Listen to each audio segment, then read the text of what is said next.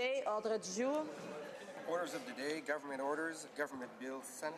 Consideration at report stage of Bill S5, an act to amend the Tobacco Act and the Non-Smokers Health Act and to make consequential amendments to other acts. Comme il n'y a aucune motion.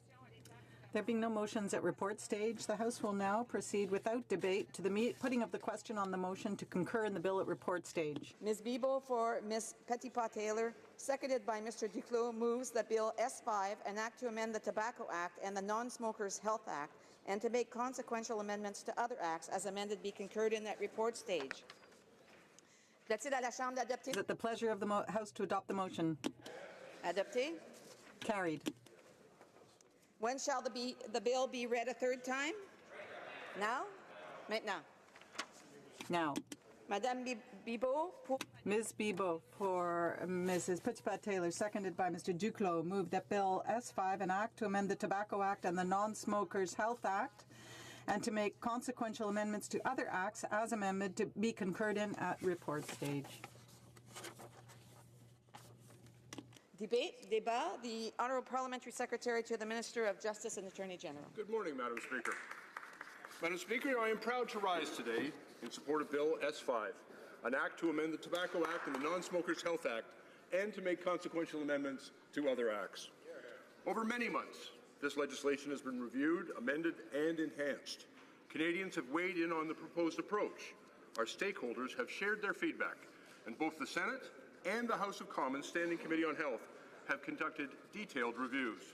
And today, I am pleased, Madam Speaker, to rise in this House and share the results of all of that excellent work.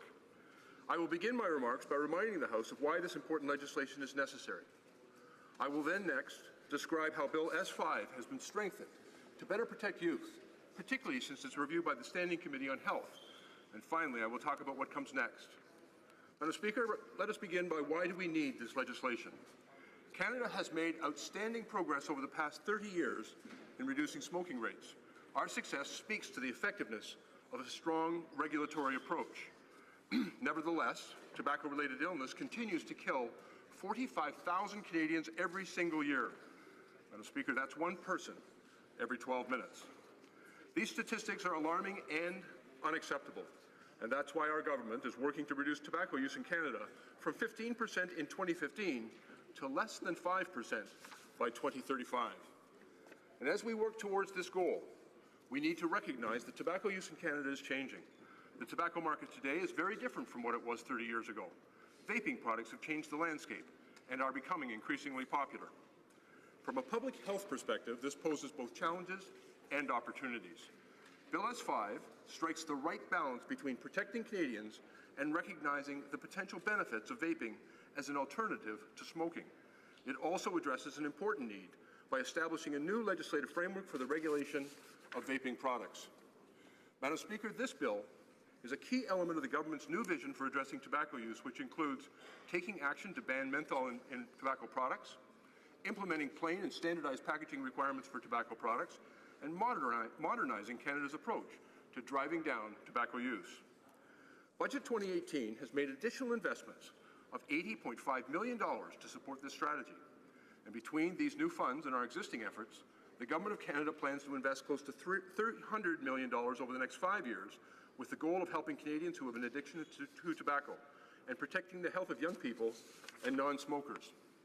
But, Madam Speaker, we know that money alone is not the answer. We need to ensure that our approach is based on evidence, and we need to listen to the experts and learn from what they tell us.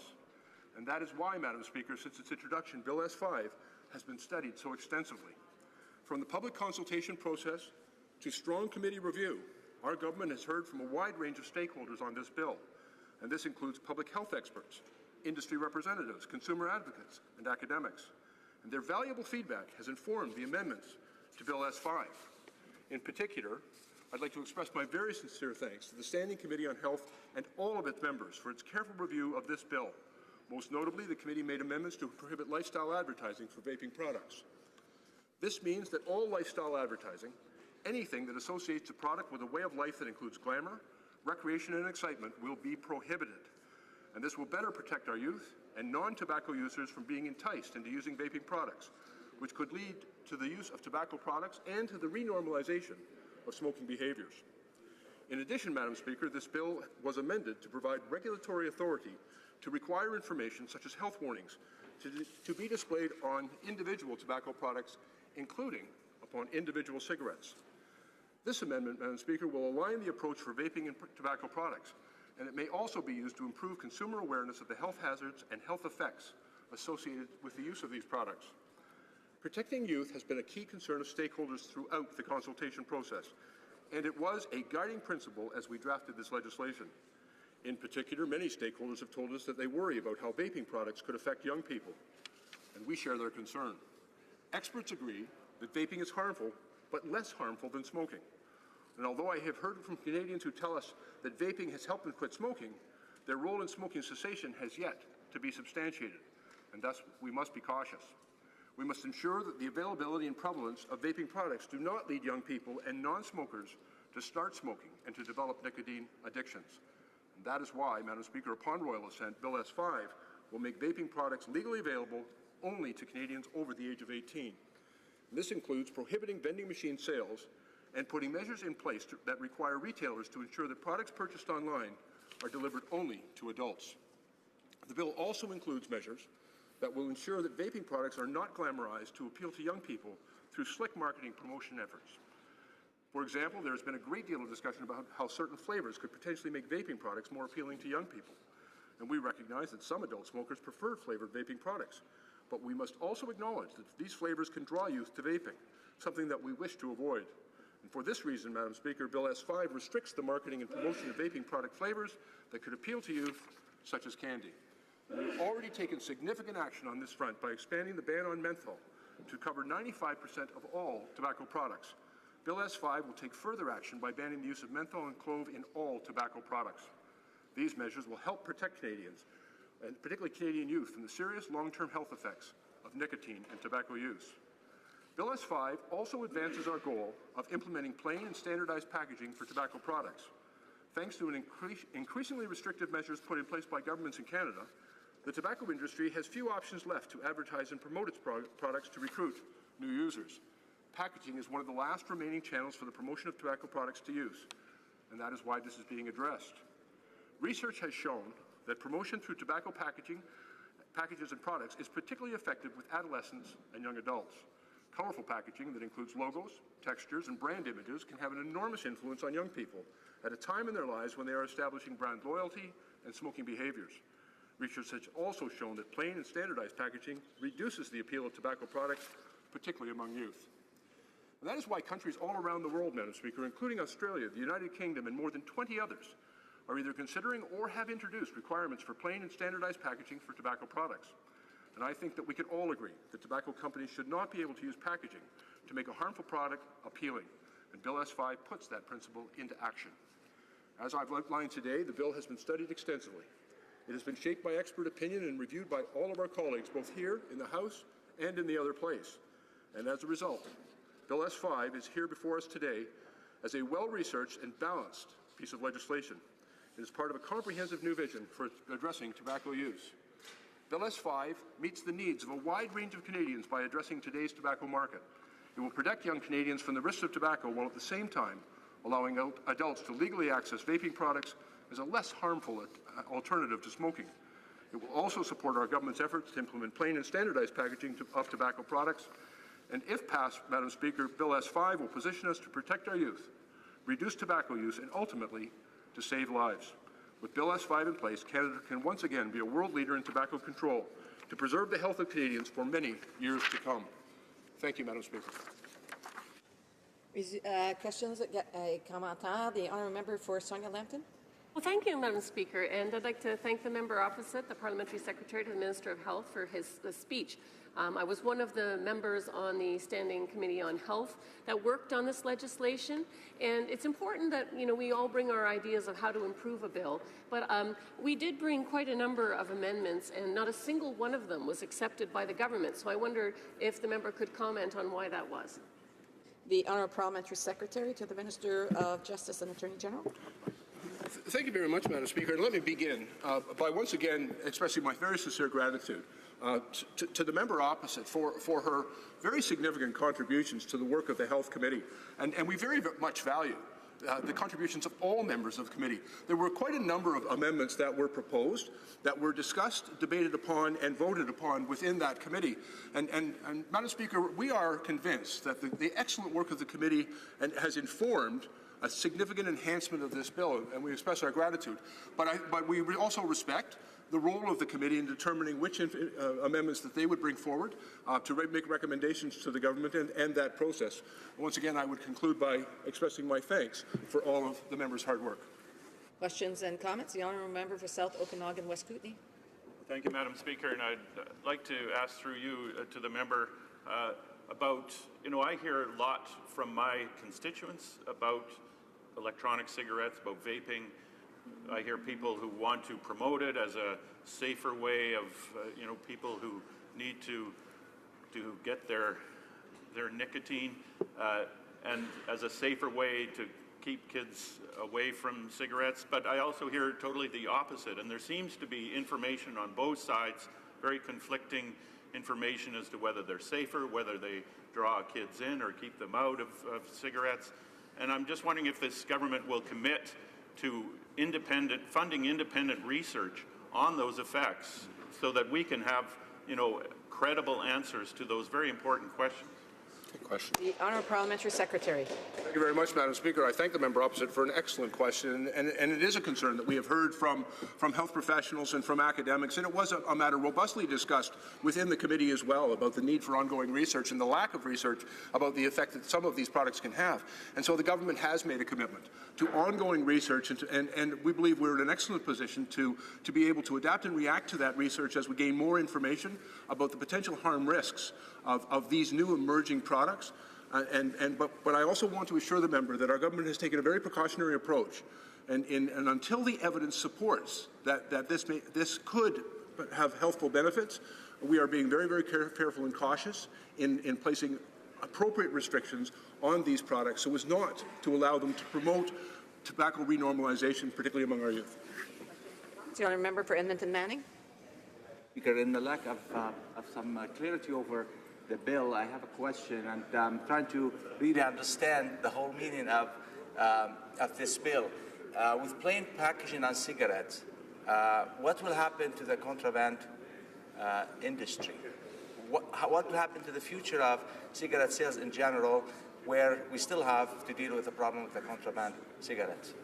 The honourable parliamentary secretary. Thank you very much, Madam Speaker. And again, I thank the member opposite for a very thoughtful question, because the issue of contraband cigarettes is a significant concern for this government, because it is the way in which many young people are accessing tobacco products. But we rely again on the evidence and the experience of other jurisdictions in this regard, and there is very, very strong evidence coming from Australia in particular that indicates that plain packaging had no deleterious effect on the increased use of contraband products, and they also face the challenges there. Our government remains committed to working with law enforcement authorities and with others to reduce the incidence of contraband tobacco within our society, but we do not believe, based on the evidence available to us, that the introduction of plain packaging will have a negative effect on those efforts. Questions and comments? The honourable member for Edmonton Strathcona. Sir, you'd like to put a question to the honourable member. There's long been a concern about flavoured tobacco, and that it draws in youth who can begin smoking at an early age, and then we've got other Canadians addicted. And I'm wondering if the member supports adding menthol and cloves as prohibited additives in all tobacco products, so as discourage young people being drawn towards tobacco products because they find them appealing. Parliamentary secretary. Madam Speaker, I believe in my remarks I said that we have already eliminated 95% of use, and that through these regulations in Bill S5 it will enable us to prohibit the use of all tobacco products flavored by menthol and by cloves, to address the concern that she raises. Questions and comments? The honourable member for Hamilton West, Ancaster Dundas. Thank you, Madam Speaker, and I thank the my honourable colleague, for his speech this morning. My question focuses on youth and nicotine addiction. I've experienced through my career in working with youth that they're often driven to nicotine, to developing of a nicotine addiction. I'm wondering if the member could expand on some of the things in this bill that will directly address nicotine addiction that is being developed by youth. The Honourable Parliamentary Secretary to the Minister of Justice and Attorney General. Yeah, thank you very much, and I share the member's concern about the effects that tobacco use can have on the long-term health effects for our kids. And that's why this bill, I believe, is a very strong step forward, enabling us to restrict the access that young people have to that. And as I mentioned in my earlier remarks, the government's also making very significant investment in research and in treatment to ensure that we achieve not only through regulation but by significant investment in those kids, in their health. And we also recognize, Madam Speaker, that there are many social determinants of tobacco use in our society, and we see the effect of those social determinants, and not only through Bill S5, but frankly through the entire government agenda. We are attempting to address those social conditions of unemployment, poverty, lack of access to adequate health services that have in many communities resulted in increased tobacco use. And so through regulation, we are ensuring that tobacco products are not appealing to young people, but at the same time, we are making other significant investments to change the circumstances in which the choice to use tobacco products is made by young kids. Questions et commentaires. The Honourable Parliamentary Secretary, the Government Health Leader. Yes, so thank you, Madam Speaker. And vaping as an industry, we have seen, has actually grown quite significantly over the last number of years. And it's one of the reasons why, when you have an industry such as that growing, that the government, and not only does the national government, but also other stakeholders, and I'm thinking in particular provinces, need to take a look in terms of how that industry is developing and proceeding, especially when it comes to our young people and others. And I'm wondering if my friend and colleague just provide why it's so important that the government does monitor industries such as that in hopes that we continue to go in the right direction. What a question. Honourable Parliamentary Secretary. Yes, thank you very much, Madam Speaker. One of the things the government recognizes, and based on the evidence that we heard in our consultations and to the witnesses that came before committee, was that there was some potential in alternatives to smoking, such as vaping, that would be less harmful. But we also heard that there was not a great deal of evidence yet as to what the actual health effects might be of vaping.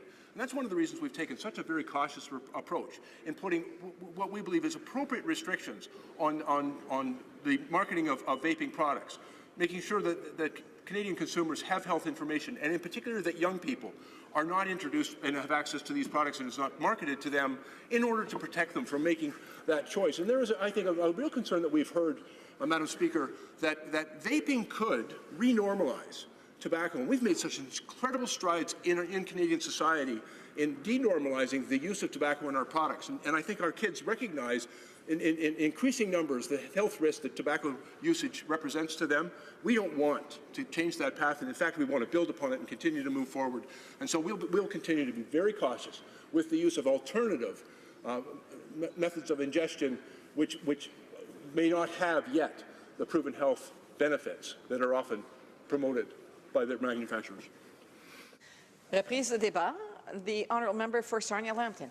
Well, thank you, Madam Speaker. It's a pleasure to speak today on this S5 bill regarding plain packaging and vaping.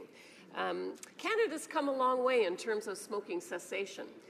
Over the last number of years, half a century or so, the smoking rate's been reduced from about 50% down to 13%. And the Conservative Party has been a great part of that. During the time that we were in government, we definitely promoted many plans and programs that promoted the cessation of smoking. In fact, we focused at one point specifically on the youth because there was a concern that youth smoking rates were rising again, and we're able to reduce those rates, from 33% down to less than 20%.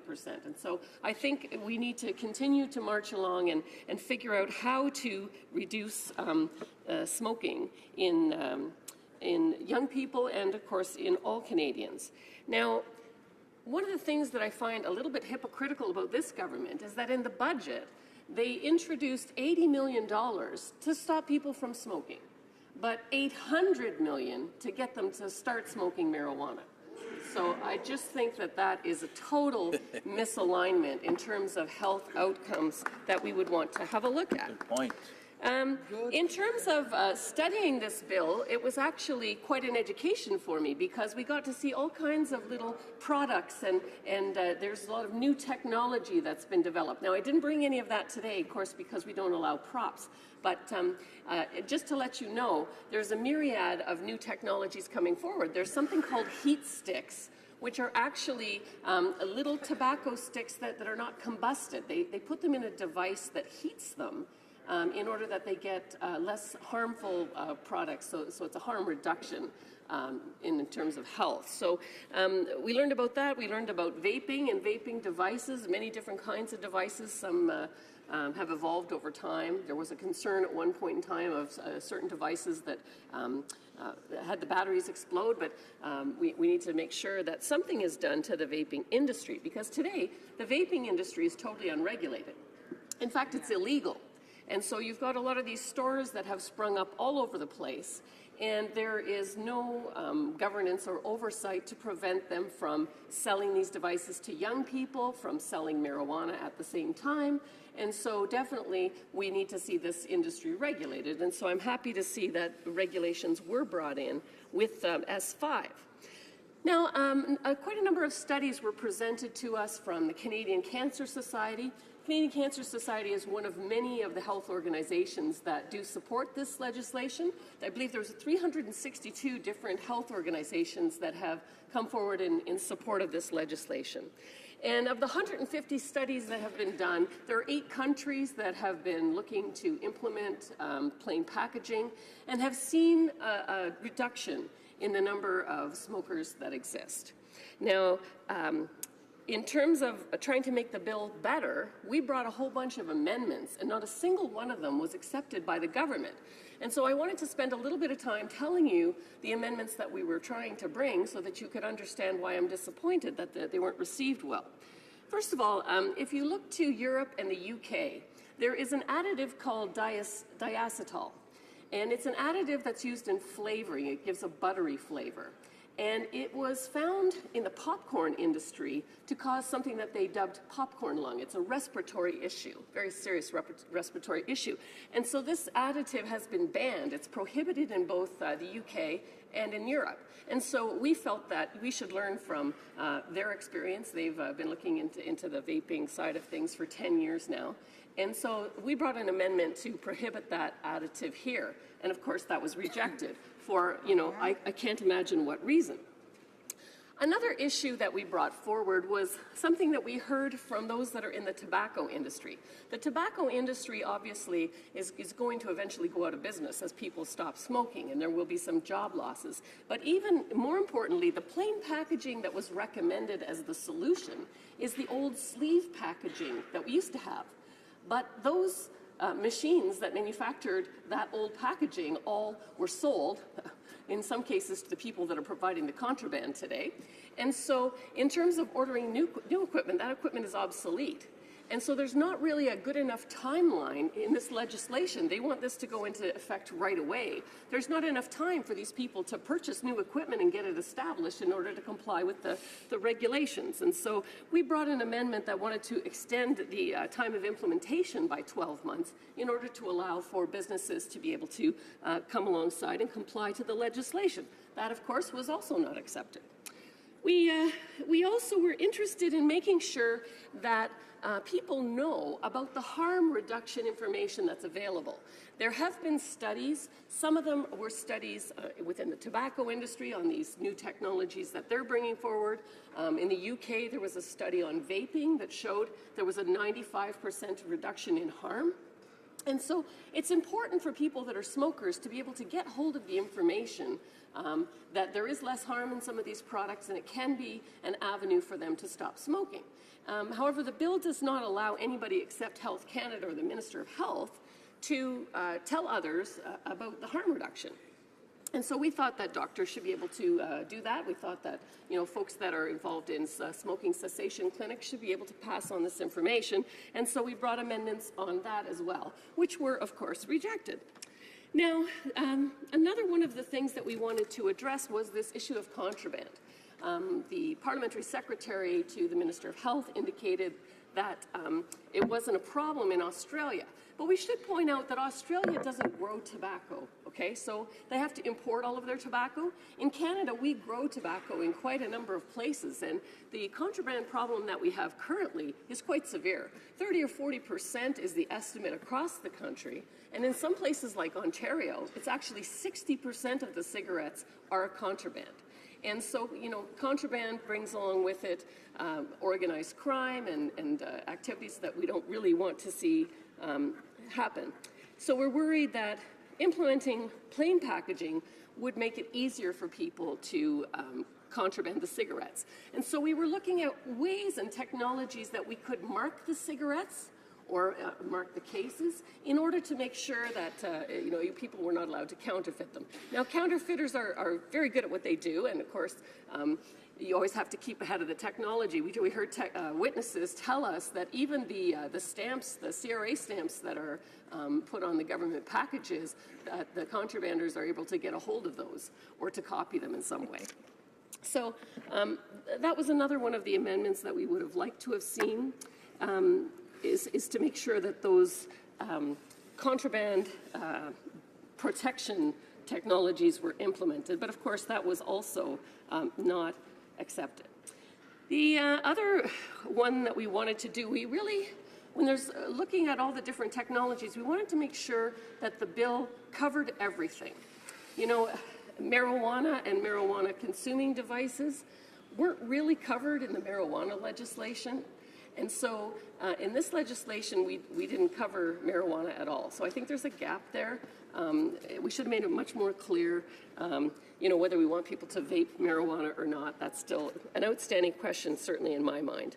The overall bill, itself had a lot to it. And I know that there were many people that came before us, the convenience store owners, that were really concerned.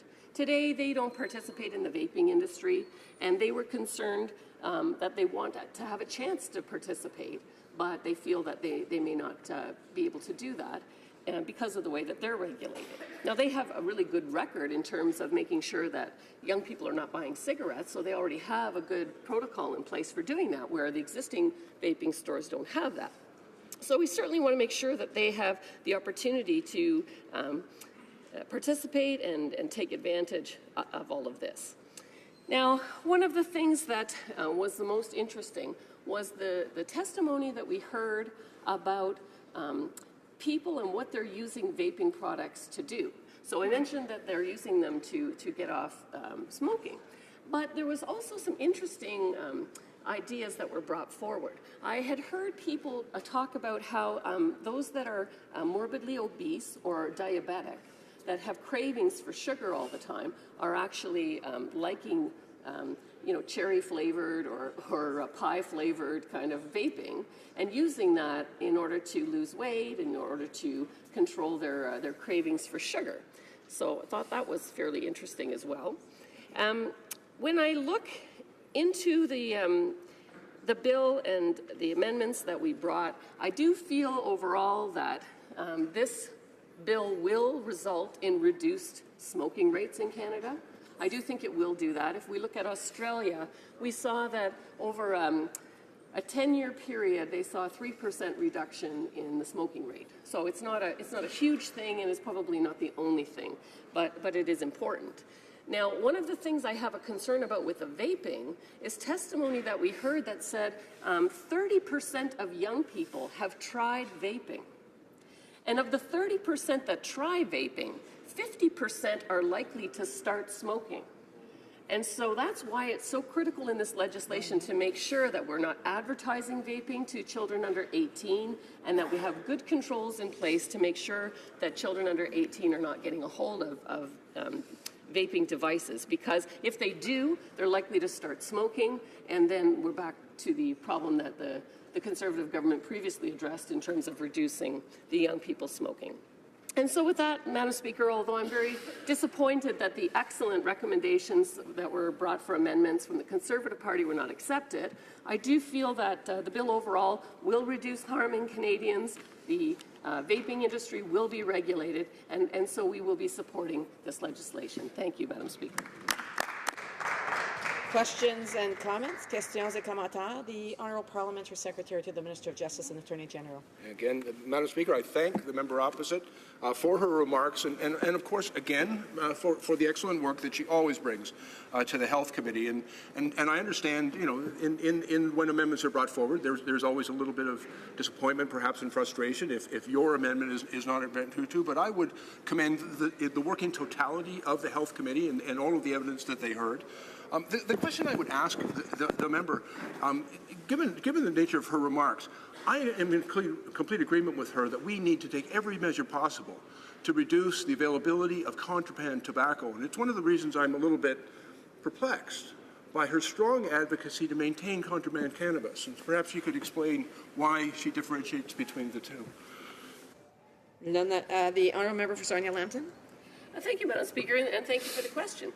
Actually, we didn't spend a lot of time talking about contraband marijuana during the S5 discussion. We talked mainly about the huge problem that we have today with contraband cigarettes. And, you know, it's no secret that many of the contraband cigarettes are happening on reserves across the country.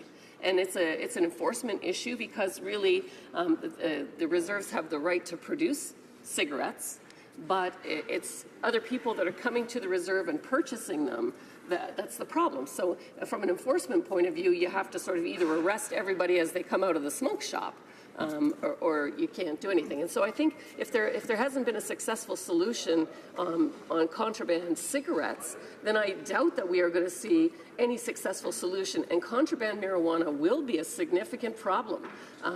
Indigenous people that testified when we were doing the cannabis legislation indicated that they will want the right to produce and distribute marijuana. And so we may run into the same situation there, and if there are no good solutions and none are found on smoking, then I don't think we're going to be successful in the marijuana area either. Questions et commentaires. L'honorable. Questions and comments. The Honourable Member for Belleuil-Chambly. Thank you very much, Madam Speaker. The debate around contraband cigarettes is a very interesting one. And it's not standardized packaging that will change anything. Now, since I've been a Member of Parliament for almost 7 years, I've had convenience store owners speak to me about this, and they say that despite the current packaging, this is already a problem. And, Madam Speaker, I would say that there are two aspects that are really essential here beyond legislation if we really want to tackle the problem. So for those who are expressing concerns about contraband, I would say standardized packaging isn't the problem. The problem is resources given to border services and the RCMP, because they need the resources to tackle the problem, regardless of the packaging, regardless of the legislation. So my question for my colleague is whether she supports the idea of giving more resources to the RCMP and to the CBSA to tackle this issue of contraband cigarettes. The Honourable Member for Sarnia-Lambton. Oui, merci beaucoup. Thank you very much, Madam Speaker.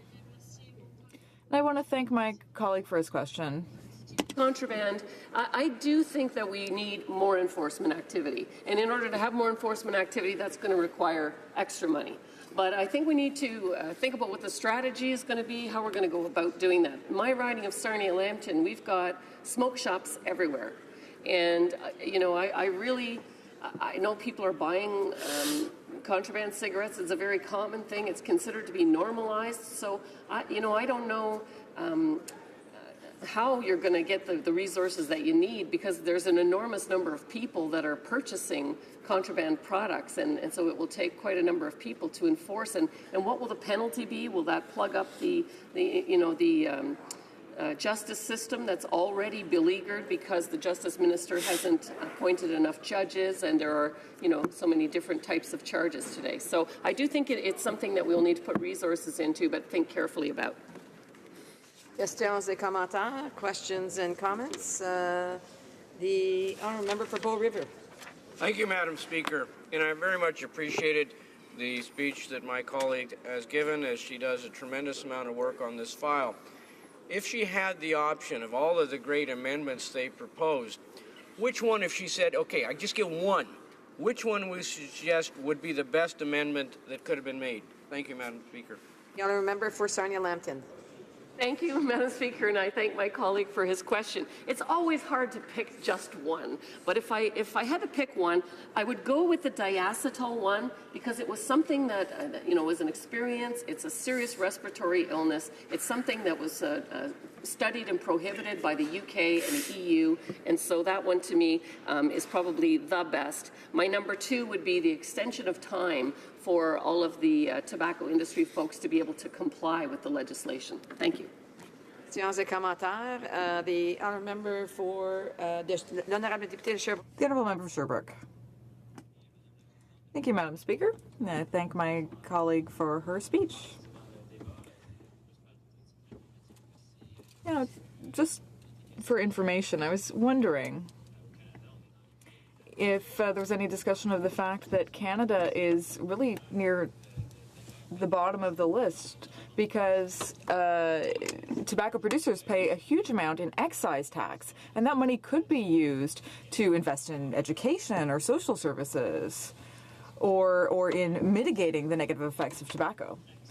So there's only a tiny fraction of the excise taxes that are collected by the federal government that are actually used to invest in education, for example. And it's mainly the provinces who handle this and then who do run public awareness campaigns about the harmful effects of tobacco. So in her opinion, is this something that could be considered beyond what's proposed in the bill? Merci beaucoup, Madame la Présidente. Thank you very much, Madam Speaker. Thank you to my colleague for his question. Excise tax. It was clear in Australia when they implemented plain packaging, they actually increased the excise tax at the same time. And so they're unable to say which of those two things or whether both of them caused the reduction in smoking. So definitely excise tax is a mechanism to try to discourage people from smoking, but it does drive people to contraband. Interestingly enough, in Budget 2018, there's very sneaky legislation that was put in there, and it is an escalating tax on tobacco and cigars that will increase every year in perpetuity with the Consumer Price Index. So this is a tax without any voter input that will go on and on and up and up and up and up. And perhaps those extra funds could be used to good purpose, but I would prefer to be transparent with the public and allow the public to determine who they want to vote in based on their tax policy. Thank you very much. Commentaire. The honourable member for Calgary Confederation. Thank you, Madam Speaker, and I also want to thank the honourable member from Sarnia-Lambton for not only her speech, but for her wonderful work that she does on the Health Committee. I, too, serve on the Health Committee with the honourable member, and she certainly is a strong contributor on that committee. She talked in her speech a bit about the amendments that the Conservatives have put forward on this particular bill, and the fact that all these Conservative amendments were rejected by the Liberal government. And it is frustrating. Not only were they rejected with respect to this bill, but just the other day we brought forward numerous amendments to a bill we're working on in the Health Committee, which were all rejected by the Liberal government. And it is quite frustrating to work this hard to make the bill better, to have it completely rejected every time. And it's something that I would mind the honourable member maybe commenting to. What do you think? Why do you think the Liberal government is rejecting our amendments? Is it because they're coming from the Conservatives? I just want to remind the member that he's to address the questions of the chair, and he might want to use the word she is instead of he at you.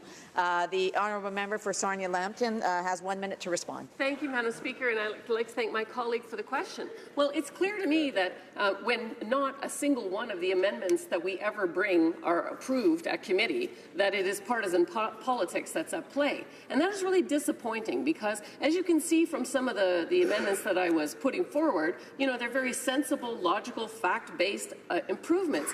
And when they're rejected here in this House, when the bill goes to the other place, then they have to study it. They come with exactly the same concerns, exactly the same amendments, and it's a total inefficiency to government because then they bring their amendments back, and we've seen many times when amendments come back from the Senate and they're rejected by the government. So it's really not a good process. I think the committee is the place where partisan politics need to go out the window, and we need to focus on providing good legislation that benefits Canadians. Thank you, Madam Speaker. Reprise de débat, l'honorable député. Resuming debate. The Honourable Member for Saint-Hyacinthe-Bagotte. Madam Speaker, the NDP doesn't think that this bill is perfect. However, we will support it at third reading. This bill is intended to create a new legislative framework to regulate vaping products and implement neutral standardized packaging. We support efficient measures to fight smoking and prevent young people from starting to smoke. Clearly, Canada's a leader. We've been asking for the implementation of plain packaging and a regulatory framework for vaping products for some time. The former critic for health and member for Winnipeg North tabled in 2009 a bill that was intended to deal with the issues with smoking legislation. During the last electoral campaign, we moved to adopt measures that would fight smoking, to implement plain packaging, and forbid flavored tobacco. We've also invoked the importance of setting up a federal review to reinforce legislation to fight smoking. The strategy is going to be coming to an end by 2019. Our concerns were obviously heard because additives and flavors are no longer allowed to be added to smoking products. Using tobacco is the first cause of illness and death that are premature in Canada. Healthcare costs represent $17 billion a year when it comes to smoking-related healthcare. We could make savings by reducing the number of smokers in Canada.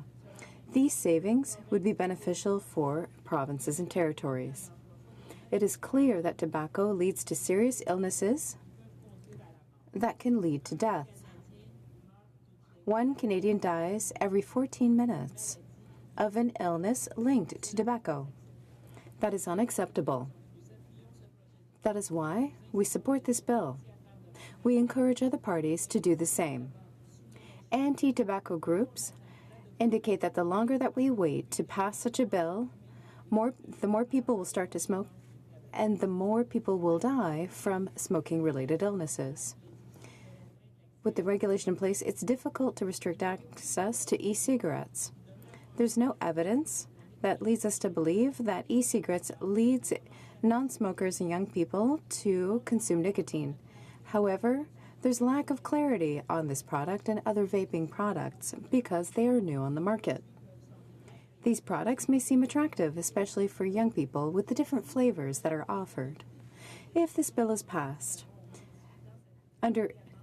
people under 18 years old would not be able to purchase vaping products or tobacco, and it would be forbidden to advertise to them. It would also be forbidden to use information to promote vaping products to youth. Labeling would warn consumers about the levels of nicotine or the health problems that these products can cause. This is less restrictive than legislation on tobacco because, for the moment, these products are considered less harmful. Of course, there are amendments that could have been made because one of the problems is that the manufacturers of vaping products can promote their products in all forms of media, which of course will attract the attention of young people. When regulating at a federal level, it's always important to take into account provincial and territorial regulations. We need to always keep that in mind when we think on what to do with a federal bill. Even though vaping products may reduce the use of tobacco, one thing must not be forgotten. Using them do not break smokers' habits. Maison L'Alcôve, in my riding, is a well-known center for treatment of addiction, highlighted this issue. For a smoker to stop smoking, they need to break their habits, their daily rituals. By smoking an e-cigarette, a smoker repeats the same act, uses vaping products to reduce tobacco, which means that there are limits to this particular product. With this legislation, manufacturers will have to submit to the Department of Health the ingredients of vaping products in order to ensure proper follow-up. In a report published in 2015 by the Standing Committee on Health, and they did excellent work on vaping products, 14 recommendations were outlined, including creating a legislative framework for vaping products. This bill follows those recommendations. Other measures are present in this bill. In fact, the Non-Smokers Health Act, which is intended to protect people whose work is regulated by the federal government, will be amended to ensure that vaping products are subject to the same restrictions as tobacco products. Bill S5 is intended to harmonize regulations with other existing legislation, such as legislation that protects consumers. This would allow inspectors to go onto private property in order to conduct inspections while being accompanied by a qualified person to conduct it. Manufacturers will be required to keep their files up to date.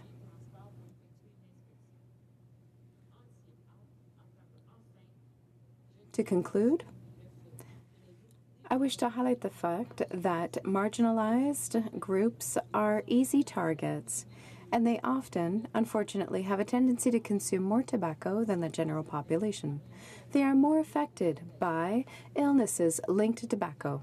As an example, 40% of members of First Nations smoke, and 37% of people who are divorced or separated smoke. It is essential that these groups are no longer targeted. The ultimate goal is to reduce the gap between the state of health of the general population and that of populations that are affected by consuming tobacco. Another population that is affected is youth. It's recognized that young people tend to start smoking during adolescence. They are an easy target because they are easy to influence and attracted to certain types of packaging. This bill will reduce as much as possible the use of tobacco among young people as well as nicotine dependency. Consequently, this would reduce the percentage of smokers. By passing this bill, this will be a step forward in fighting smoking and improving the health of all Canadians. We truly need regulations and measures like those in Bill S5 to fight effectively against smoking. However, we also need to raise awareness among young people about making decisions to ensure that they understand what they are consuming and say no.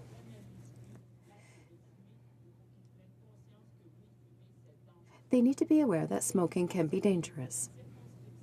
An organization in my riding, Horizon Soleil, is trying to raise awareness among young people about these issues as of primary school. These types of measures need to work alongside Bill S5 to effectively reduce the number of smokers in Canada. I talked about this bill with organizations in my riding, as I just mentioned, satellite organizations, Horizon Soleil, Maison L'Alcôve. Organizations like those start to raise awareness as of primary school, but raise awareness among teachers and parents about the negative effects of using these products and the importance of not starting to use them during adolescence or even in primary school.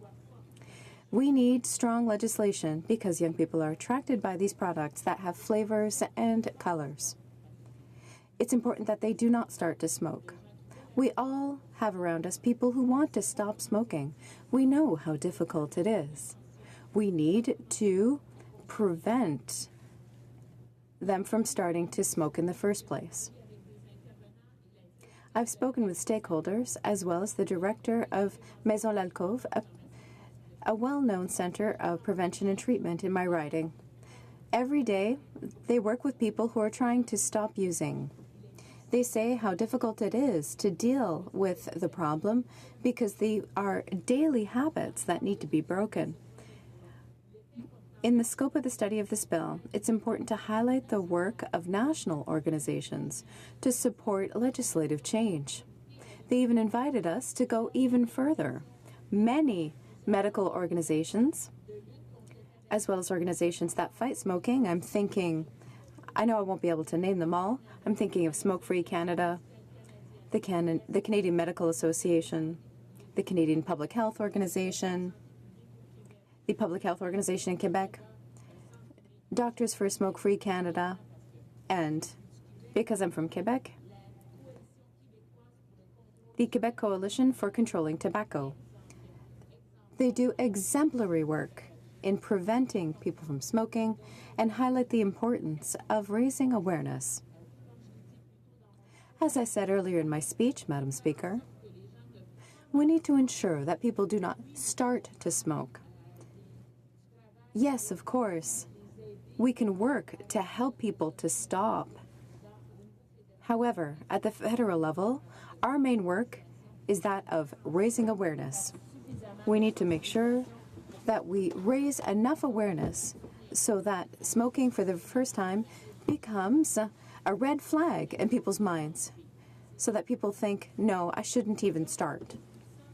These organizations raise our awareness on the balance between the importance of protecting those who do not smoke and help smokers to help them to stop.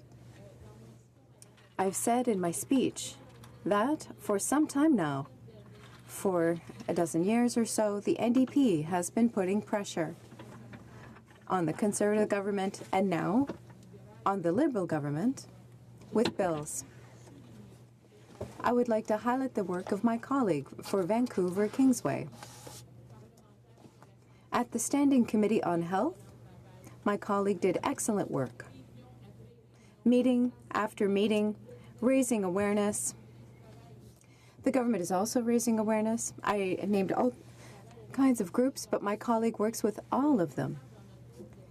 It is important in our role as MPs to listen to these stakeholders. In my role as critic, I am in contact with these individuals who work on the ground, who see day after day the impact of the decisions that we make here. It is so important to listen to these stakeholders, to listen to the recommendations they make to us. And they are impatiently waiting for this bill.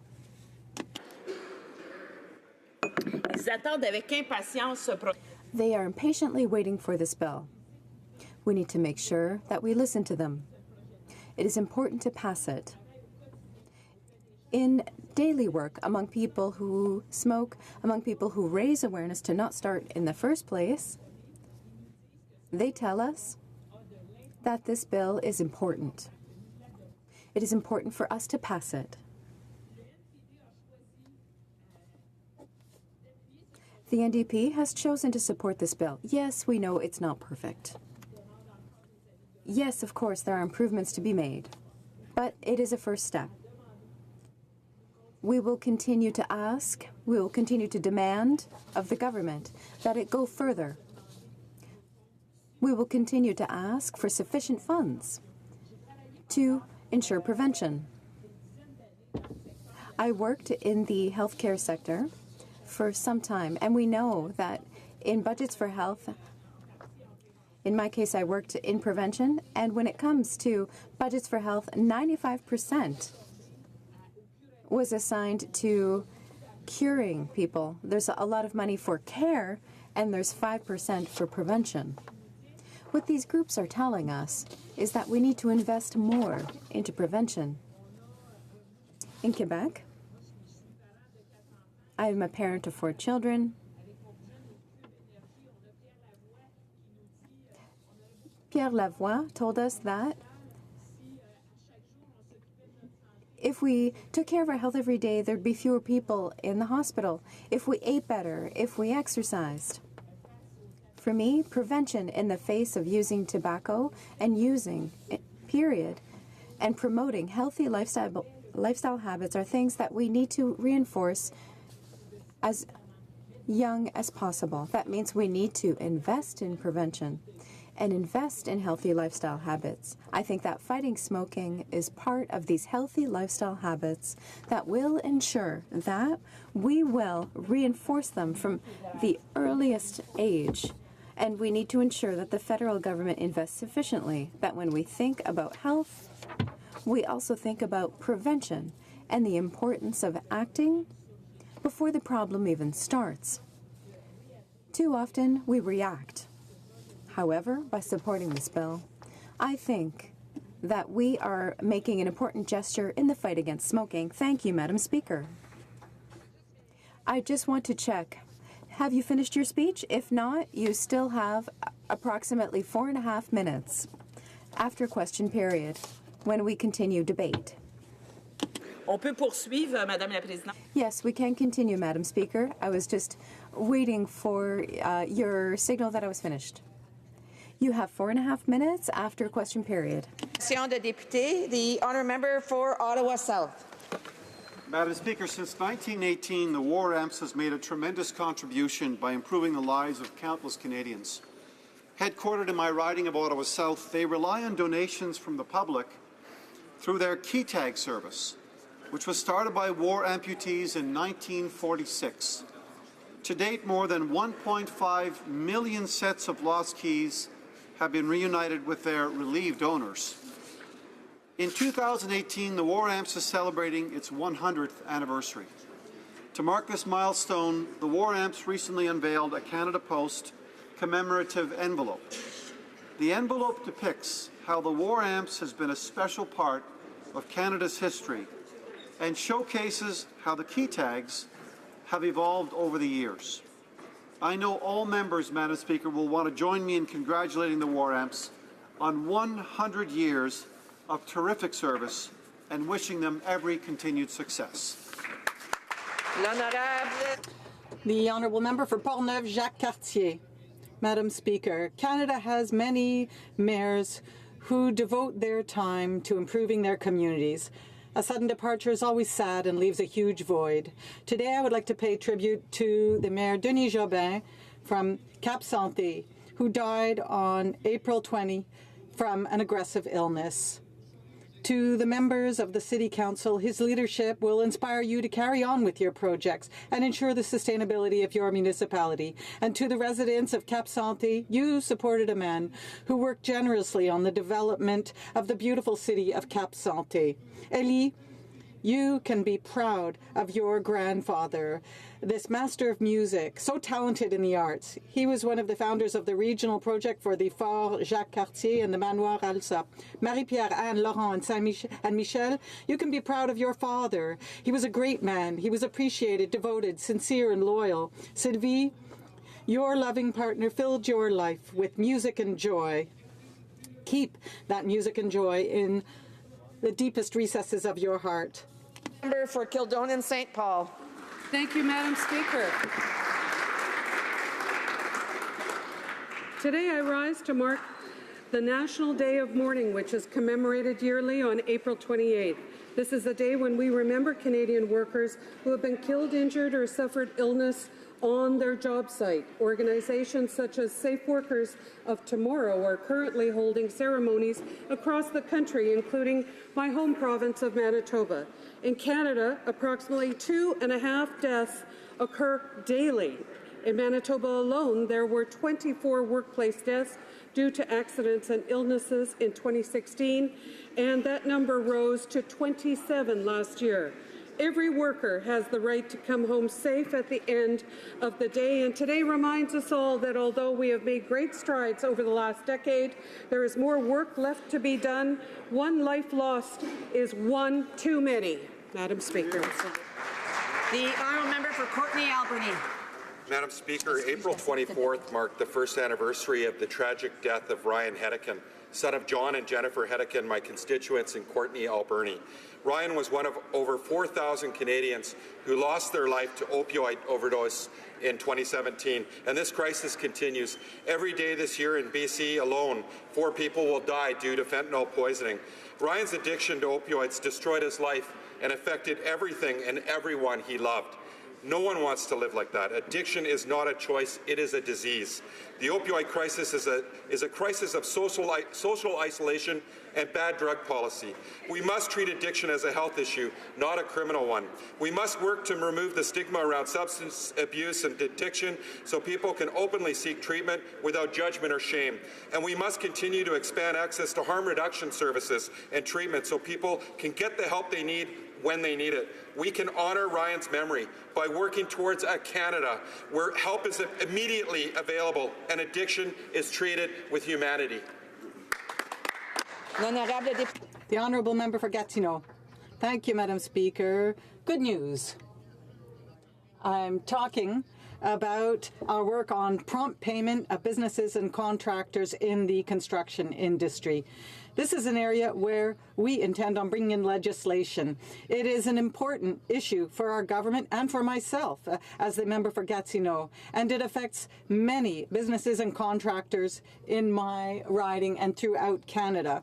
Over the past few weeks, I have had the immense pleasure of attending meetings with stakeholders to gather their input on this issue, including the Prompt Payment Summit in Toronto, organized by the National Trade Contractors Coalition of Canada, and at the annual meeting of the Canadian Construction Industry and PSPC at Meech Lake. These are excellent opportunities for businesses and contractors to share their perspectives and be updated on prompt payment progress. I'd like to take this opportunity to thank the member for Black River Humber Creek for her leadership. This is very exciting and we are highly motivated. For North Okanagan, Shuswap.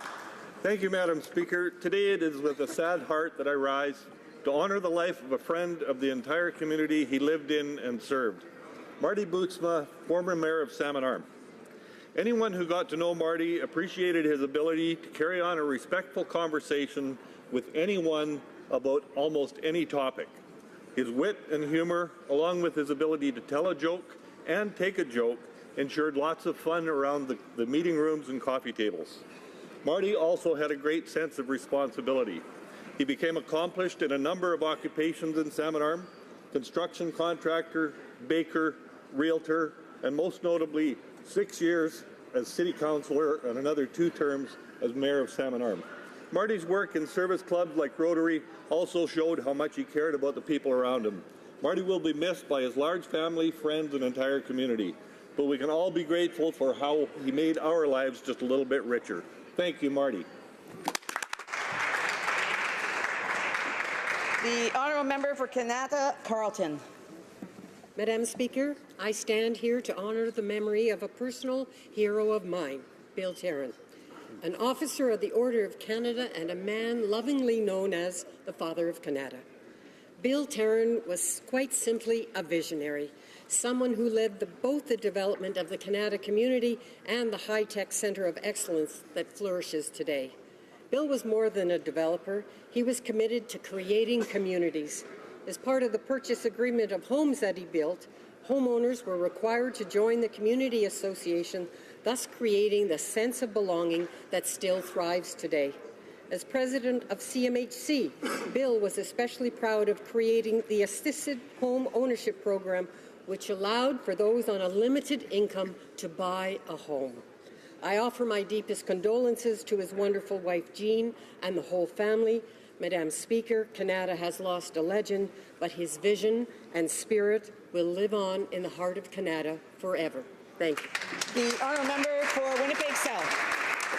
Madam Speaker, while hockey and the Winnipeg Jets are very much on our minds today, on March 25th, a record number of Canadians came out to watch the 2018 Women's World Curling Championships in North Bay, Ontario. It fills me with great pride to congratulate Olympic and now world champions Winnipeg's own Jennifer Jones and teammates Caitlin Laws, Jill Officer, and Don McEwen from the St. Patel Curling Club on their impressive performances throughout each round of the competition and a thrilling showdown against Sweden in the final. Winning the World Championship is an extraordinary achievement, but doing so on home ice in Canada is an extraordinary achievement. Thanks to the Jones team for your exemplary representation of Canada and for inspiring a new generation of girls and boys throughout the country to take up what I'm sure we can all agree is the greatest sport around, curling. Congratulations, Team Canada. Thank you, Madam Speaker. The honourable member for Peace River West Lot. Madam Speaker, modern-day slavery and human trafficking are horrific forms of injustice that are extremely profitable and growing in Canada and around the world. Today, there are 25 million people around the world who are trapped in forms of modern-day slavery, including forced labor and sex trafficking. In Canada, we know the majority of human trafficking victims are young women. While the most at risk include Indigenous women and youth, in fact, anyone can become a victim of human trafficking. That is why today I'm honored to announce the launch of Canada's all-party parliamentary group to end modern-day slavery and human trafficking. I have had the pleasure to serve as co-chair alongside the member from Winnipeg Centre and the member from Abitibi-Témiscamingue and Senator Dan Christmas. Our group is being launched in partnership with the Allard School of Law's International Justice and Human Rights Clinic and its director, Nicole Barrett. Mr. Speaker, I believe by working across party lines, we can foster significant advances to end modern-day slavery and human trafficking in Canada. Thank you. The Honourable Member for Saint-Jean.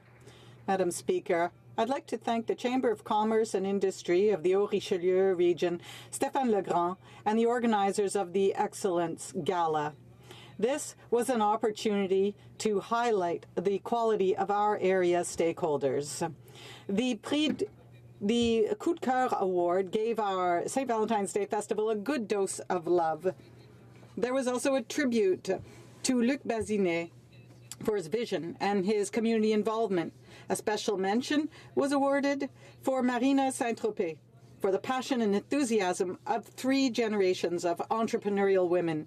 It is with great emotion and pride that I also congratulate a former student, Steve Trank, who was named Business Personality of the Year.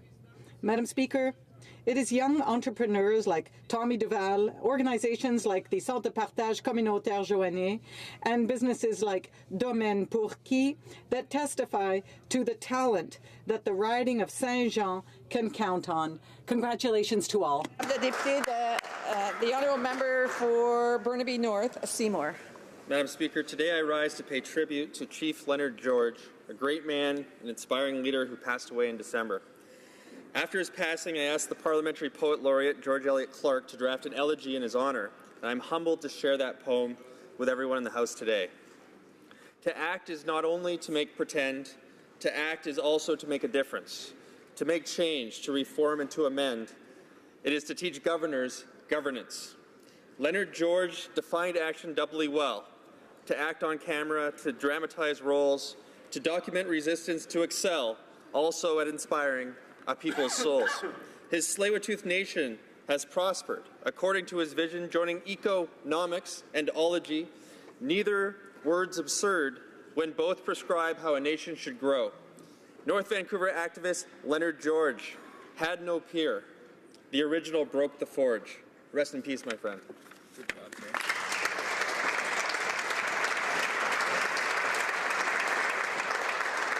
The honourable member for Sturgeon River Parkland. Madam Speaker, I'm proud to rise in this House today to congratulate the Spruce Grove Saints on securing their victory in their 5th Alberta Junior Hockey League Championship since 2010. The Saints have overcome a lot of challenges this year, but nothing could prepare them for the loss of former teammates Connor Lucan and Parker Tobin in the recent crash in Humboldt. I know they'd be proud of their former teammates today. I want to take this time to thank the families who put in countless hours to support our players, particularly the billeting families who provide a home away from home. Thank you. The lads of the Spruce Grove Saints showed an intensity and determination that marked them as athletes of the highest caliber. They are the pride of our community, and I look forward to cheering them on today as they take on the Wenatchee Wild in the Doyle Cup. Thank you. Go Saints, go. The honourable member for Winnipeg North. Madam Speaker, Winnipeg is experiencing a whiteout, and what a feeling it is. The arena is packed and the streets are filling as white is the color and hockey is the game. The excitement is overwhelming as the emotions are charged. We are hoping, and in some cases even praying, that we will go all the way. Our beloved Jets are now in round 2 of the Stanley Cup playoffs. We have incredible players that will do us proud, I'm sure. But as much as I love the players, Madam Speaker, I am inspired by the fans. The people of Winnipeg are passionate and they support their team. All you need to do is Google search Winnipeg Whiteout and you will better understand why Winnipeg hockey fans are the best in the world. I would like to invite all hockey fans in Canada to get behind the Winnipeg Jets, maybe even wear some white. Let us get behind our last Canadian team that is left in the NHL playoffs and cheer, go Jets, go! Go Jets, go! The honourable member for Kootenay, Columbia. Madam Speaker, I am happy to rise today to recognize the Cranbrook Farmers Market in my riding of Kootenay, Columbia, which earlier this month were named Nonprofit of the Year at the local Chamber of Commerce's annual Business Excellence Awards. Now in its 10th season, the Cranbrook Farmers Market has a mission to host a vibrant market event for local food growers, artisans, and their customers. And its indoor and outdoor markets make it the place to be on a Saturday in Cranbrook. Congratulations to Livia Lara and her team for this achievement. It is well deserved. Mr. Speaker, food matters from farm to factory to fork. I am proud that my private member's bill C-281, which will designate the Friday before Thanksgiving of each year as National Local Food Day, will have its first hour of debate next Tuesday.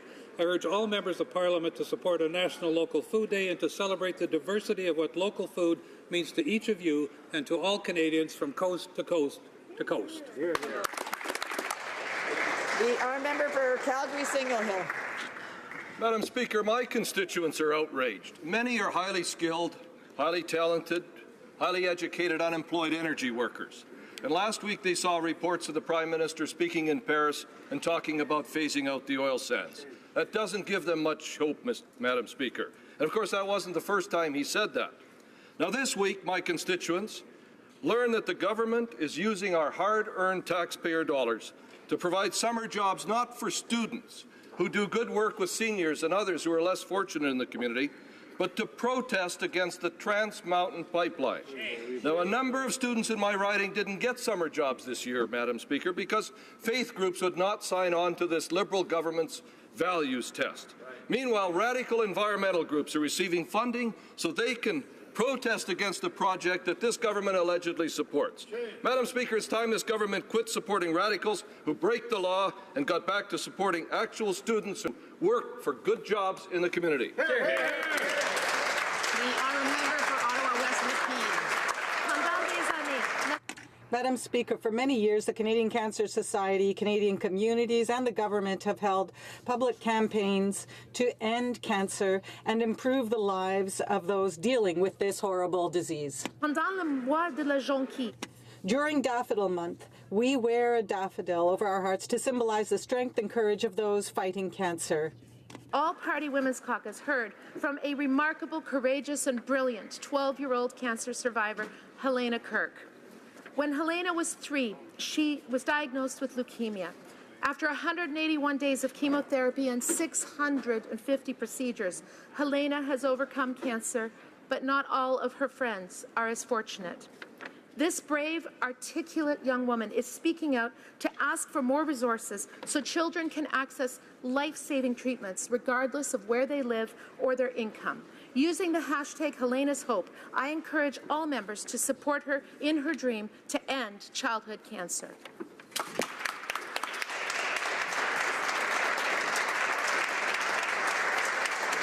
The oral questions, questions orales, the honourable member for Carleton.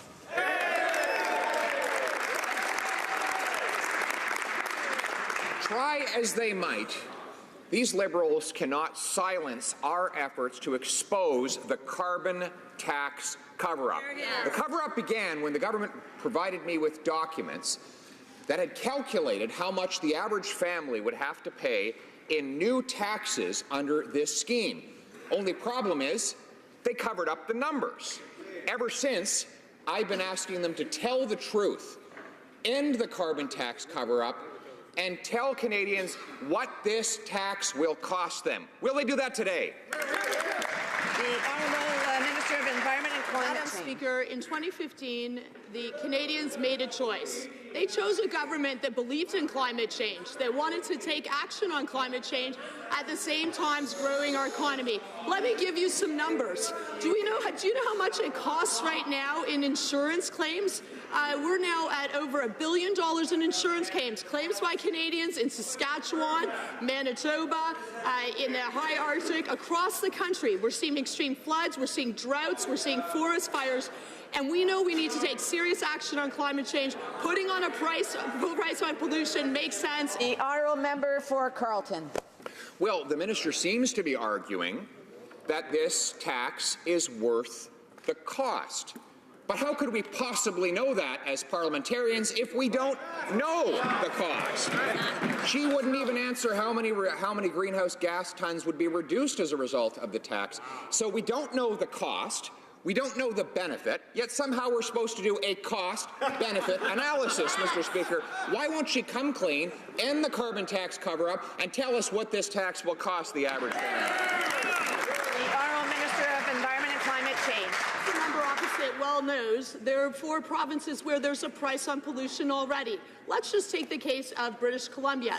They put a price on pollution at the same time reducing the emissions and giving the money, putting it back in the pockets of British Columbians. That was a choice that government made. We know that climate change is real, there is a real cost to Canadians, and that we need to be taking action. I wish that they would accept that and that they would join us, because it shouldn't be a partisan issue to tackle climate change.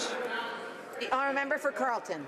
Well, if this scheme were really about ending climate change, that minister would have been able to answer when she was asked about a half a dozen times in committee how many tons of greenhouse gases this tax would reduce. She couldn't, because she knows what she's not admitting, which is that this tax is about one simple thing: cold, hard cash. How much will it cost? The Honourable Minister of Environment and Climate Change. One question for the opposition. What would they do to tackle climate change? And the answer, nothing. They don't understand that we need to take serious action to tackle climate change, that we're all in this together, and that we're now in the clean growth century. There is a $30 trillion opportunity for clean solutions. That is why we are taking action to tackle climate change and grow our economy. And I'm extremely proud that we have the fastest growing economy in the G7. We have the lowest unemployment rate in 40 years, and we're going to do it while we tackle climate change. The Honourable Member for Louis Saint Laurent. Madam Speaker, in the history of the Liberal carbon tax, there are 2 things that are sure. Wealth-creating businesses will have to pay $50 a ton by 2022. And the second thing that's sure is that this will hinder our economy by $10 billion, as the PBO said. But there's one thing we don't know. We know it will cost more to ordinary people, but how much more? The government has the information. Why are they hiding it? The Honourable Minister of the Environment. Madam Speaker, I'd like to talk to the member opposite. He's from Quebec. Perhaps he should talk to the Quebec government that already has a price on carbon and that has reduced emissions. I was in Paris with the Prime Minister with a clean tech mission. There were companies from all across Quebec that were creating solutions and jobs and growing our economy. We want to tackle climate change and grow our economy. I hope that the party across the way will join us. The Honourable Member for Louis Saint Laurent. Oh, Madam Speaker, I know the history of Quebec well. But, Madam Speaker, it's the National Assembly of Quebec that voted a position that was not imposed by the federal government. That's the difference. Another thing, Madam Speaker, we want an exact number, a simple number. The government has it, but it's hiding it from Canadians. How much will the Liberal carbon tax cost Canadians? The Honourable Minister of the Environment. Madam Speaker, I am really happy that Quebec decided to do the right thing, to put a price on pollution. That was their decision, and they decided that what they would do with the revenue. They decided to invest in electric vehicles, in clean technology, and in reducing their greenhouse gas emissions. The party across the way does not have a plan. They don't have a plan to tackle climate change, and they don't have a plan for the economy. We are going to do both of those things. The Honourable Member for Belleuil-Chambly. Speaker, the number of irregular border crossings is quickly rising, but the government still does not seem to have a plan to address the needs of asylum seekers, border communities, and the organizations working to respond to this growing situation. For over a year, we have been calling for the suspension of the Safe Third Country Agreement to better protect the safety and security of both Canadians and asylum seekers by accepting claims at official border crossings. Will the government finally, after over a year, listen and present us with a real plan? The Honourable Minister of Immigration, Refugees. For the question, we've invested in the Immigration Refugee Board to make sure that asylum claims are processed faster. That is good for asylum seekers, it's good for provinces, it's good for Canada, because the faster that asylum seekers can get decisions on their claims, the faster that they can move on with their lives. With respect to the investments in the border ports of entry, I would point to the member opposite to the UNHCR head, who said that Canada has adapted very well to the congestion at the border ports of entry. The Honourable Member for Belleuil-Chambly. Well, Madam Speaker, you need to listen to what people on the ground are saying. The Union of Customs and Immigration Workers is calling for more government resources to help customs officers do their job properly.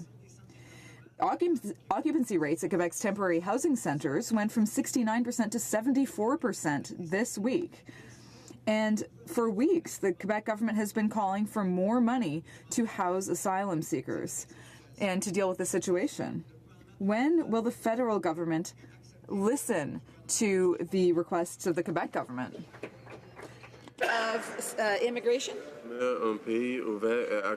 Canada is an open and welcoming country for those who need our protection. However, our government is determined to ensure that immigration happens in an orderly fashion. Closely with the province of Quebec to address the real pressures that they're facing with respect to the increased asylum seekers going through Quebec. We have invested $112 million more in settlement and integration in Quebec, and we've given Quebec an extra $82 million as part of the Canada Social Transfer. The Honourable Member for Berthier-Masquinongé.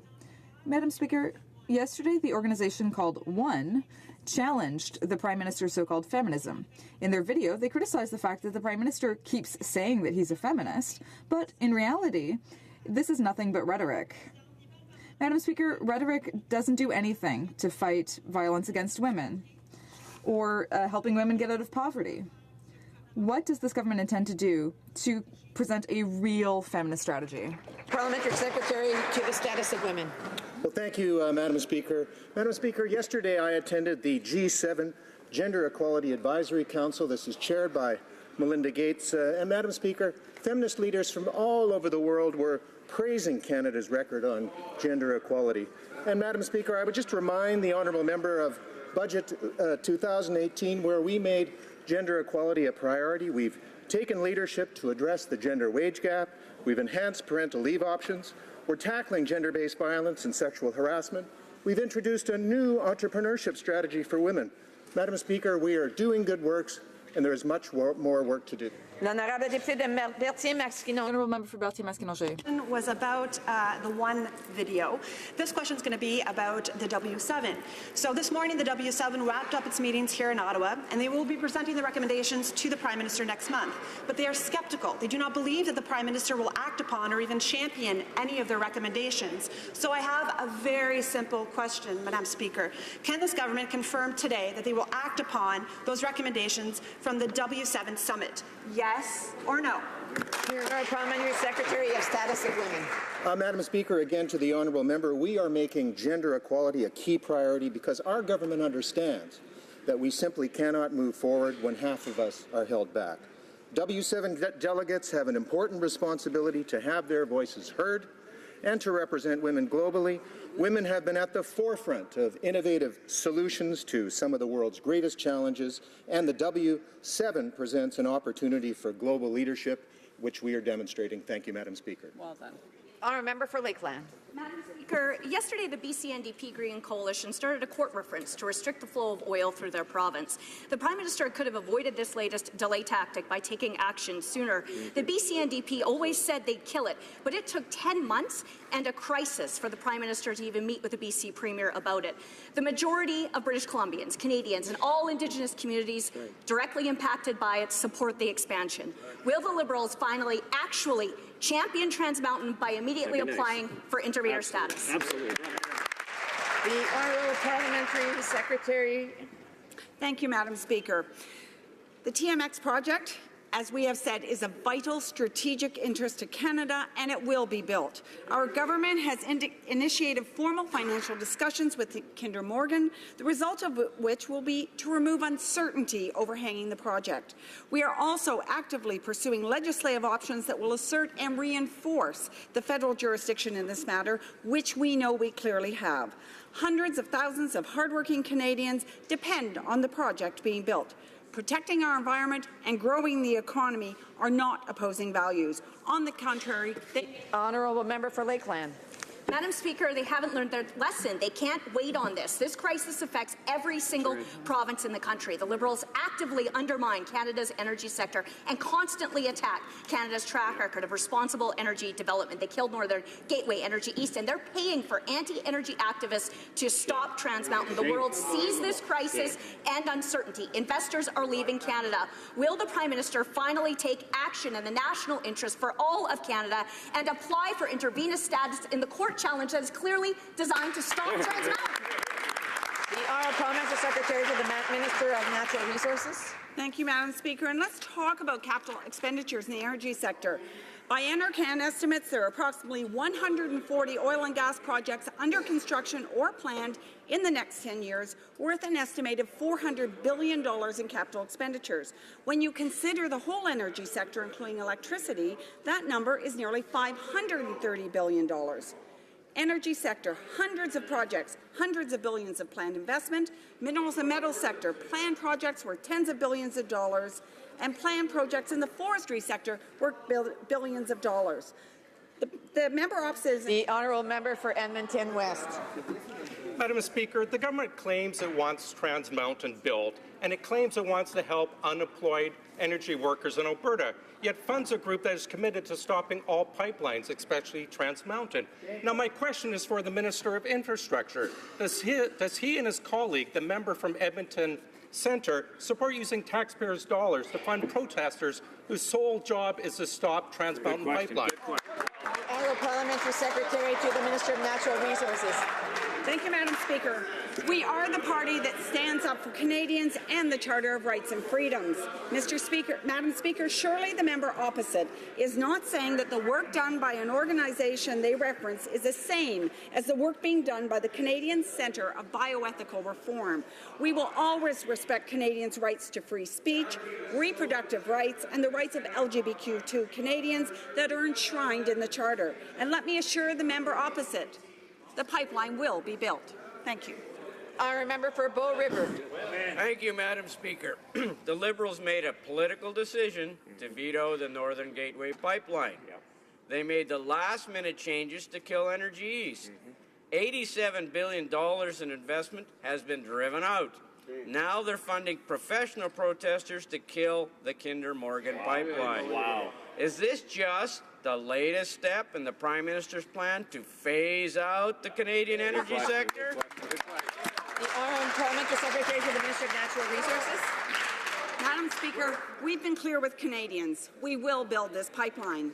We know that the environment and the economy go hand in hand, and that is the approach we are taking. Voicing opposition over an energy project is not comparable to activities of some organizations like the Canadian Centre for Bioethical Reform, which works to undermine charter rights. Mr. Speaker, on this side of the House, we will always stand up for charter rights. Thank you. Honourable Member for Sturgeon River Parklands. Madam Speaker, this week we confirmed what we always knew. The Liberals are opposed to building the Kinder Morgan pipeline. Shameful. The Liberal record is clear. They blocked Northern Gateway, they ran out the clock on Energy East, and now they're actually funding protesters against the Kinder Morgan pipeline. Shameful. Over $80 billion has been lost in the Canadian energy sector, along with all the jobs that go with it. Will the Prime Minister admit that all of his bluster is just a charade and that his real plan is to phase out Alberta's energy sector? The Honourable Parliamentary Secretary. Thank you, Madam Speaker. The Conservatives had 10 years to build a pipeline to ship Canada's resources to new global markets. They built zero. The Conservatives had 10 years to consult Indigenous and local communities. They ignored them. The Conservatives had 10 years to rally the country around the need for new pipeline capacity to end the discounted and landlocked Canadian crude. They didn't. The Conservatives had 10 years to address environmental concerns. They failed. We will take no lessons from the Conservatives. Thank you.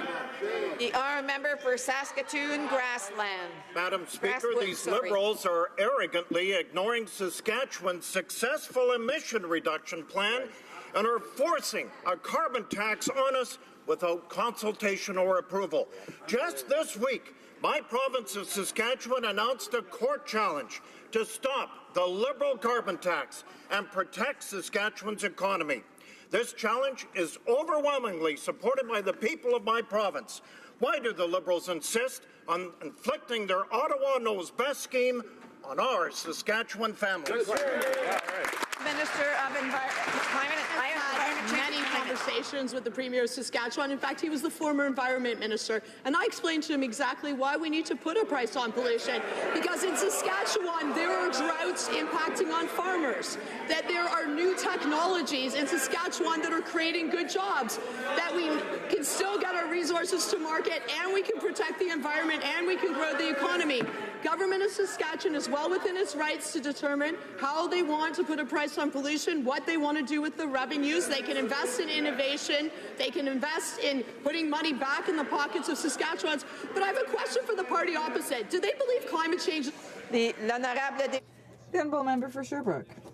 Madam Speaker, with the G7 summit fast approaching, Canada has again fallen behind, and the government still has no plan to force multinationals like Netflix to charge GST. Order. Member from Lakeland that somebody else has the floor, and she should ensure that she allows that person to be able to speak. The honourable member for Sherbrooke. Madam Speaker, even a Liberal-dominated parliamentary committee is saying that they should. One of the only people in the entire world resisting this idea is the Prime Minister of Canada. Go figure. It's just incredible. It's not complicated. The rules need to be the same for everyone. Quebec understood this a long time ago, and Netflix announced that they would be charging Quebec tax. So will the government wake up and force internet giants to charge GST? Honourable Parliamentary Secretary to the Minister of Finance. Thank you, Madam Speaker. We know that the taxation of the internet giants is a very important issue, also a complex one. In Argentina, recently the finance minister there and the OECD there decided to take a concerted approach to discussing this taxation. And our goal is to not take a piecemeal approach, but to take a reasonable, prudent approach towards a fairer system. For London Fanshawe. Madam Speaker, U.S. Senator Kirsten Gillibrand announced that she will introduce a bill to reinstate postal banking services in all 30,000 post offices in the United States. Here in Canada, hundreds of municipalities and organizations support postal banking because they know it's not only viable and profitable, it's essential for smaller and remote communities abandoned by big banks. Because postal banking would also support local economic development, it's a real and positive step. Madam Speaker, will the government support Motion 166 and consider postal banking for Canada Post? The Honourable Parliamentary Secretary to the Minister of Public Services. Madam Speaker, and our government, of course, has introduced a brand new vision for Canada Post, unlike the old vision, that puts service front and centre and fulfills our platform commitment. Part of that vision includes reinvesting profits in Canada Post services and innovations, and of course, in its employees, and we certainly encourage Canada Post to expand its partnerships for the benefit of Canadians. We've heard loud and clear from the Canada Post Review that it is a cherished service, and we will continue reinvesting in Canada Post. Thank you. The Honourable Member for Charlebourg-Saint-Charles. Madam Speaker, the Prime Minister doesn't have any intention to solve the problem at the border at Saint-Bernard-de-la-Colle. That explains why he and his government are working to resettle illegal border crossers in different provinces. His plan isn't really complicated. He's just hoping that the provinces will deal with the crisis for him. Does the Prime Minister believe that our immigration laws should be respected? And will he have the courage to enforce them? Yes or no? Honourable Minister of Immigration, Refugees and Madam Citizenship. Speaker, the member opposite should not speak about courage and border security in the same sentence, because they cut $400 million from border security. They didn't respond to refugees and asylum seekers when they were in power. They did not invest in immigration processing of cases. Families and spouses and children had to wait for years in line under that previous party. So it's very rich for that member and that party to talk about border security, to talk about immigration processing, when they left us with an abysmal record in both those categories. The Honourable Member for Charlebourg-Saint-Charles. I would remind the member, or the minister, that I did several years in the Canadian Armed Forces, so he shouldn't talk to me about courage. Madam Speaker, the Prime Minister has suggested that our treaties with First Nations are preventing Canada from enforcing its immigration laws. I would remind the Prime Minister that Canada has never given up its sovereignty to anyone. Canada has never abdicated its responsibility to protect its borders.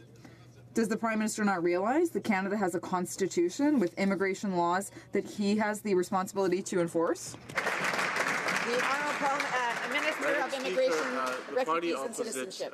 has no credibility on this issue. We've invested $173 million for more border security operations and a $74 million investment in the Immigration Refugee Board for faster processing of asylum claims. The party opposite has absolutely no credibility on this issue. You know what they've proposed, Madam Speaker? To turn the entire 9,000-kilometer border into an official port of entry without extra resources. They've even suggested that we commandeer a barn at a port of entry. They're not serious, Madam Speaker. The Honourable Member for Bruce Grey, Owen Sound. Madam Speaker, every day I hear from individuals in my riding who are trying to immigrate to Canada legally through the proper channels. These cases can take years. Last week I visited an English as a second language school in Owen Sound and heard firsthand from many of them how long the process can be. They are frustrated to see the Liberals allowing individuals to cross the Canada-U.S. border illegally. Mr. Speaker, Madam Speaker, could the Minister please tell me how it is fair for those who cross the border illegally to get priority processing while those who follow the rules wait and wait and wait? The Honourable Minister of Immigration, Citizenship, Immigration, Refugees and Citizenship is a classic example of that party's efforts to pit one group of immigrants against another. That's exactly what they're doing. The member opposite knows full well that refugees and asylum seekers are processed by the Immigration Refugee Board, and other immigrants, resettled refugees, as well as family class immigrants, go through the regular immigration stream. To pit those two groups against one another is irresponsible, it is inflammatory, and that's precisely what they're doing. But even when it comes to immigration processing, the Honourable Member for Langley Aldergrove. Madam Speaker, the Prime Minister has created a mess of the immigration system. The number of people crossing our border illegally has reached critical levels, and the Liberals have no plan. The fact is, it's the Prime Minister that has created this mess. Because of what he said, more people are crossing the border every day, and those that are trying to enter Canada the right legal way keep getting pushed further and further and further back the line. Why is the Prime Minister showing contempt for good people who want to just follow the rules? Honourable Minister of Immigration, Citizenship. Speaker, they showed contempt for legitimate immigrants. You know, live-in caregivers who provide a valuable service to Canadians. You know how long they had to wait in line to rejoin their families under that party? 5 years, Madam Speaker. Spouses had to wait almost 3 years under that party. They have no credibility on this issue. We have increased and improved processing for legitimate claimants, and we've also invested in border security operations and the Immigration Refugee Board. The honourable member for Cowichan, Malahat, Langford. BC coastal communities are very concerned with the foregone conclusion made on Kinder Morgan. Now, the government says it consulted First Nations on the expansion project, but we now know they were being completely disingenuous. Yes. Internal documents show senior political staff were directed to conjure up legal arguments for the pipeline expansion. Meanwhile, the Liberals were promising First Nations that no decision had yet been made. Will the minister now come clean and table all internal relevant documents relating to their predetermined Kinder Morgan decision? Here, here. Parliamentary Secretary for the Minister of Natural Resources. Thank you, Madam Speaker. This review was the most exhaustive in the history of pipelines in Canada. What we actually did was additional steps that made the process more rigorous. In fact, we extended the consultation process to ensure that we were meeting and exceeding our responsibility to consult with Indigenous peoples. That is something, of course, the Conservatives failed to do. Our ministerial panel heard from 650 Canadians at 44 public meetings in Alberta and BC, 24 hours of consultation in Burnaby South alone. Madam Speaker, this project will be built. Thank you. Member for Kootenay, Columbia. Madam Speaker, even after UNESCO has threatened to add Wood Buffalo National Park to the list of World Heritage Sites in danger, the government has failed to require environmental assessments for all proposed developments within our national parks. This week, Melody Lepine of the Mikisew Cree told the Environment Committee, even though industrial activities are putting a national park at huge risk, there may never be another federal assessment as Bill C-69 is currently drafted. Will the government commit to ensuring environmental assessments for all developments are part of protecting Canada's national parks in the future? The Honourable Minister of Environment and Climate Change. I'd like to thank the member opposite for his long advocacy for parks and protected areas.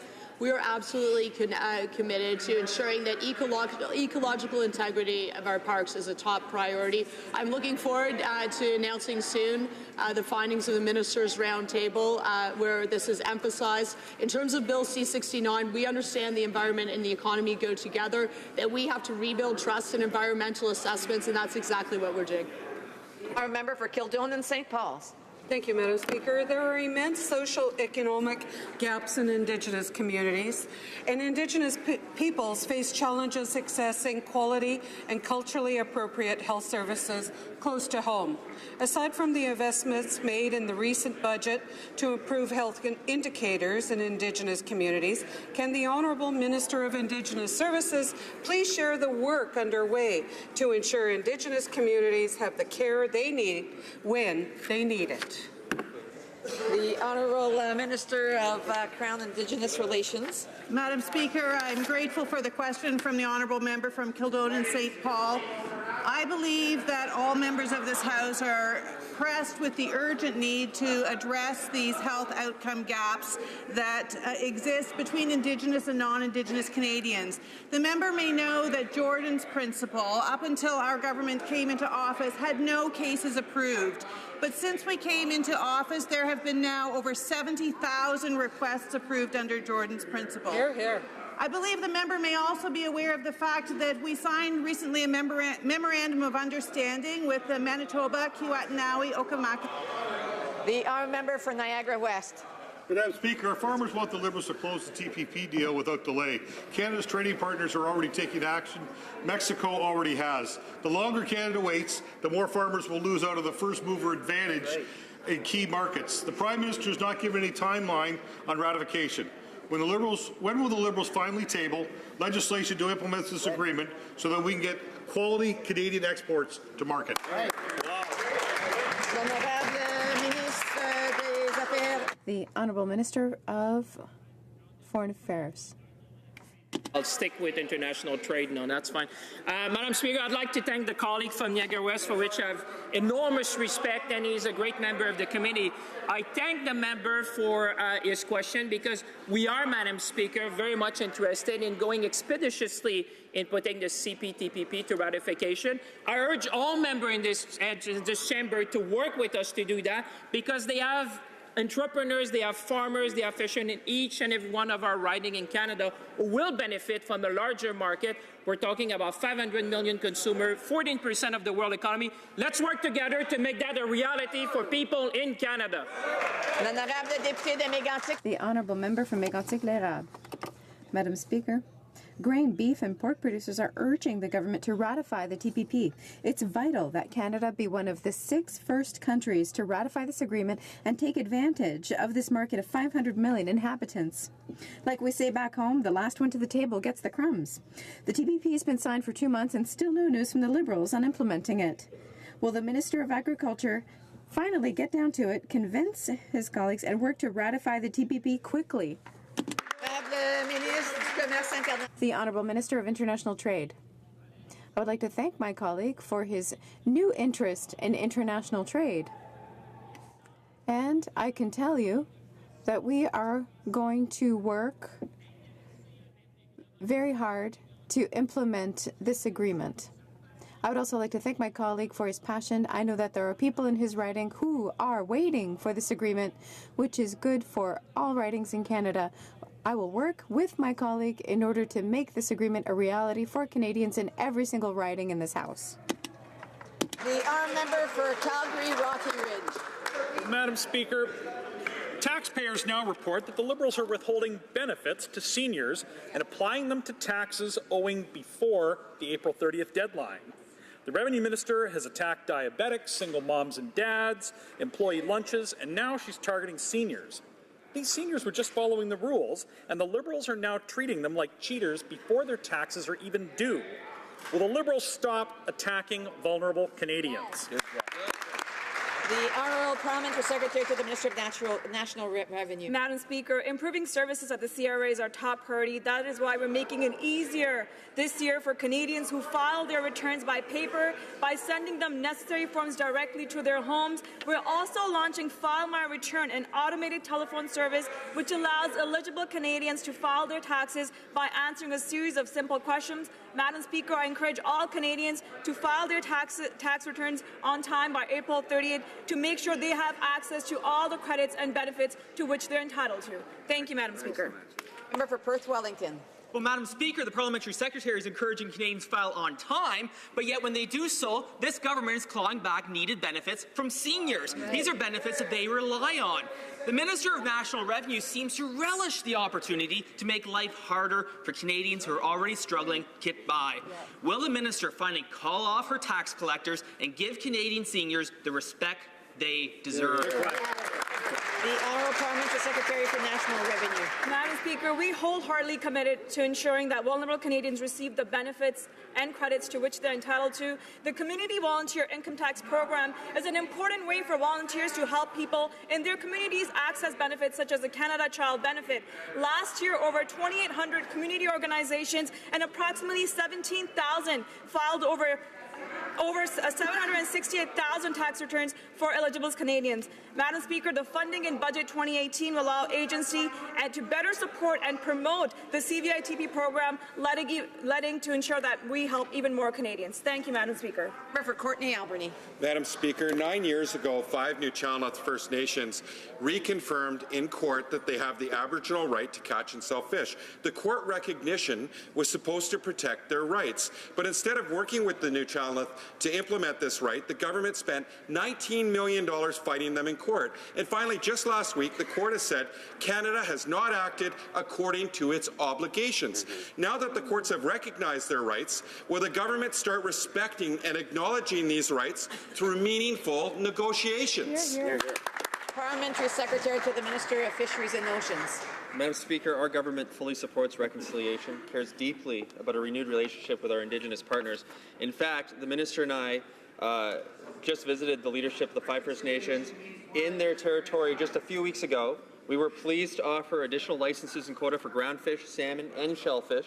The Nuu-Chah-Nulth court decision will inform the broader process which seeks to provide stability and predictability around the management of fisheries and oceans resources, and I thank the member for raising this very important question today. The Honourable Member for Saint-Hyacinthe-Bagotte.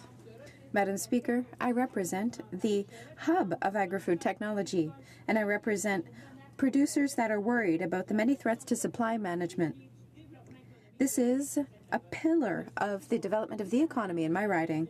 It's not enough for the government to say that they created supply management to guarantee that they are going to preserve it in its entirety. Over the last few trade agreements, we've seen breaches opened up in the system. Tons of European cheeses are coming into the detriment of local cheese. Will the government guarantee that in its negotiations with other countries that supply management will not be on the table? Culture and agri-foods. Merci, Monsieur le Président. Thank you, Madam Speaker. Question and concern, and yes, we do support supply management, and we supported the dairy industry by implementing a program to make sure that the dairy industry remained on the cutting edge, with $250 million going to the producers and $100 million going to the processors. And we have and will continue to make sure the supply management system remains strong in this country. Thank you, Mr. Speaker. The honourable member for Caribou Prince George. Madam Speaker, this morning the Minister of Fisheries and Oceans blew off concerns from lobster fishermen in Atlantic Canada. According to the Minister, his actions represent, and I'm just quoting here, an inconvenience, and the fishers should just go elsewhere. He went on to add that he was just protecting them from themselves. I guess, Madam Speaker, Liberals always know best. The Minister went on to say the fishermen have to be careful not to end up vandalizing their own industry. Really? When will his Liberal colleagues from the East Coast stand up for the fishers and help educate this arrogant and smug minister? Honourable Parliamentary Secretary to the Minister of Fisheries. Madam Speaker, the Government of Canada is committed to taking all necessary actions to help prevent North Atlantic right whales from future harm. The majority of management measures announced for this year's Southern Gulf lobster fishery are identical to those announced for the snow crab fishery. The Department will continue to work with industry to develop appropriate systems for lobster rope and buoys for future years. The measures take into account the best available science and input from stakeholders, including industry, fishers, and Indigenous peoples. Thank you, Madam Speaker. The honourable member for North Okanagan-Shuswap. Madam Speaker, lobster fishermen in Atlantic Canada were blindsided by a decision closing off the Acadian Peninsula near their home, despite having no evidence that lobster fishers are endangering marine wildlife in the area. The local knowledge of Atlantic fishers are being ignored by the Fisheries Minister. Lobster season is set to open in 3 days, and we haven't heard a thing from Liberal Atlantic MPs. Why won't Atlantic Liberal MPs stand up to the Minister of Fisheries and defend the interests of their region? The Honourable Parliamentary Secretary to the Minister of Fisheries and Oceans. Madam Speaker, that member knows full well that all decisions made by the Minister of Fisheries and Oceans are based off of the best science, that we consult fully with Indigenous peoples, local fishermen. We take into account not just traditional knowledge, but local knowledge in every decision that we make. And we work hard with all members of the Atlantic Caucus to make sure that opportunities are provided to every single area, and we protect the economies of the local communities. Member for Caribou Prince George. Well, Madam Speaker, that's why they're facing so much backlash today. Every consultation that they do, consultation in air quotes, Madam Speaker. Madam Speaker, there's a common theme with the Minister of Fisheries and Oceans, and that's a lack of concern and understanding for the hardworking families in coastal communities. He's arbitrarily shut down the New Brunswick lobster fishery a week before opening season, and he's awarded a lucrative surf clam quota to his Liberal friends and family. He's killing jobs on the Rock and jeopardizing jobs in his own province. Why aren't the Liberal MPs from Atlantic Canada standing up to this minister? Honourable Parliamentary Secretary to the Ministry of Fisheries and Oceans. Madam Speaker, since I just gave an answer, two answers actually, about the lobster decision, I think we should talk about the Arctic surf clam. Now, that member opposite knows full well that if you go back into time 3 years ago, that previous government went through a process that was exactly the same as what was going on now, except for the fact that they forgot to include Indigenous people. We are proud that our robust process included Indigenous people, and the fact that we selected the best proposal to benefit the most Atlantic Canadians, including Indigenous people from 5 provinces, Madam Speaker. Order. The honourable member for Caribou Prince George was afforded the opportunity to provide his question without interruption, and I would recommend that he do the same when he gets his answer, when somebody else has the floor. The honourable member for Sarnia-Lambton. The honourable member for Mississauga Lakeshore. Madam Speaker, I'd like to recognize the children of military families who make unique sacrifices because April is the month of the military child. According to the Vanier Institute of the Family, 75% of military couples have children. Currently, there are 500,000 children of soldiers or veterans in Canada. Can the Parliamentary Secretary to the Minister of National Defence inform this House of how the government is fulfilling its responsibilities towards these military families who make an immense contribution to our armed forces? Thank you. The Honourable Parliamentary Secretary to the Minister of National Defence. I would like to thank the member for Mississauga Lakeshore for his question and his involvement at the Defence Committee. Our Canadian Armed Forces are a precious resource. Our personnel and their families are our most precious resource. We're supporting military families with new investments, $6 million a year for family resource centers for military families. We recognize the importance of providing to the children of soldiers services all throughout the country in order to contribute to their current and future success. For Sonia Lambton. Madam Speaker, hard drugs like heroin, cocaine, crack, and crystal meth tear families apart, lead to criminal behavior, and destroy lives. Will the Justice Minister commit that the Liberal government will not decriminalize hard drugs? The Honourable Parliamentary Secretary to the Minister of Justice and Attorney General. Thank you, Madam Speaker. Our government recognizes that we are in a national public health crisis, and our government is deeply concerned about the tragic events happening across the country as a result of opioid deaths. We have taken very significant steps, including significant investments and additional measures to help address the opioid crisis. We have been equally clear, Madam Speaker, that our government is in the process of legalizing and strictly regulating cannabis to do a better job protecting our children and to fight organized crime, but we are not regulating decriminalizing or legalizing any other drug. Member for Dartmouth Cold Harbour. Madam Speaker, by any measure, Canada is one of the world's most charitable countries. In 2016, we ranked 4th in the World Giving Index, and last year, more than 80% of Canadians aged 15 or older donated their time or money to a charitable or non-profit organization. Could the Minister of Families, Children and Social Development please tell the House how this government is recognizing our country's giving spirit? Minister of Families, Children and Social Development. Thank you, Madam Speaker. Canadians are truly a giving people, and I would like to thank the member from Dartmouth Coal Harbour for making that very clear. Canada's Volunteer Awards are there to recognize the important contributions that volunteers make from coast to coast to coast. I'm very pleased to announce that nominations for these awards are now open. I would therefore like to invite all members in this House to share that good news and to keep encouraging our hard-working volunteers who make it possible for this country to be the best country on earth to live in. Thank you. The Honourable Member for Beauport, Côte-de-Beaupré, Île d'Orléans, Charlevoix. Madam Speaker, it's just been said that hard drugs won't be legalized. I hope that that is true.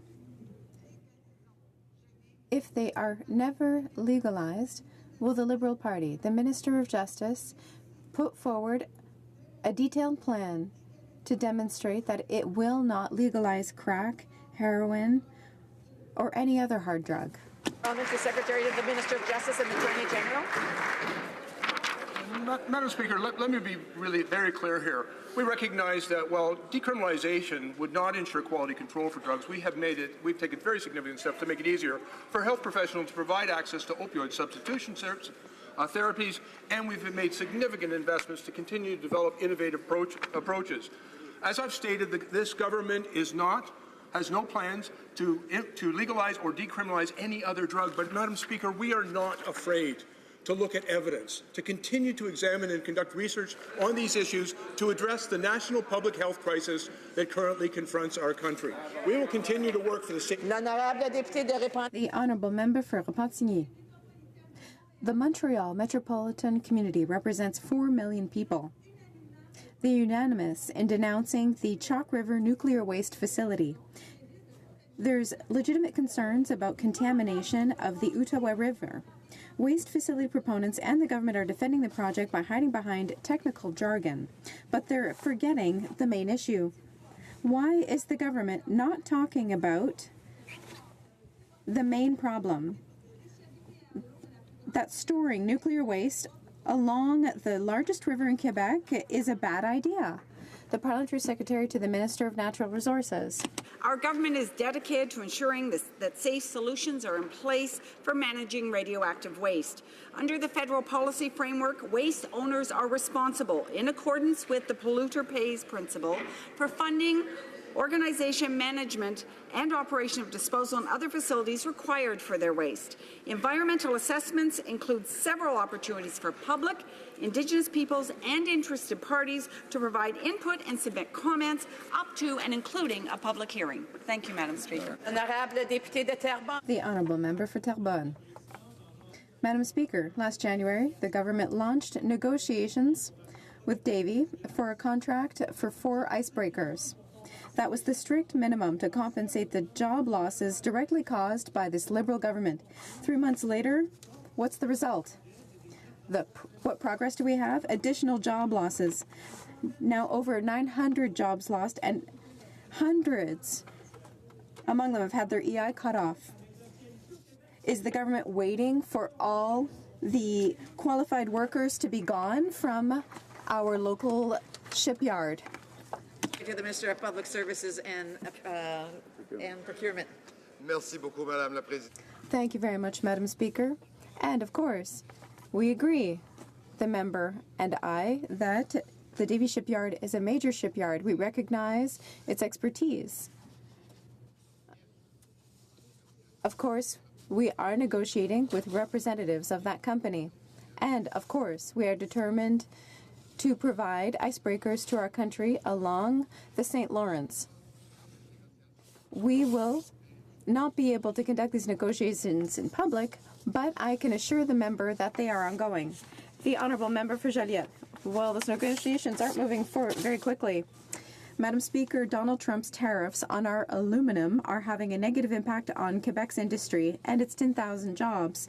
In Washington, I met elected officials from Congress and main industry representatives, and they presented a united front against these tariffs. Even the Department of Trade says that free access to our aluminum is of strategic importance, and yet the tariffs may hit us by next Tuesday.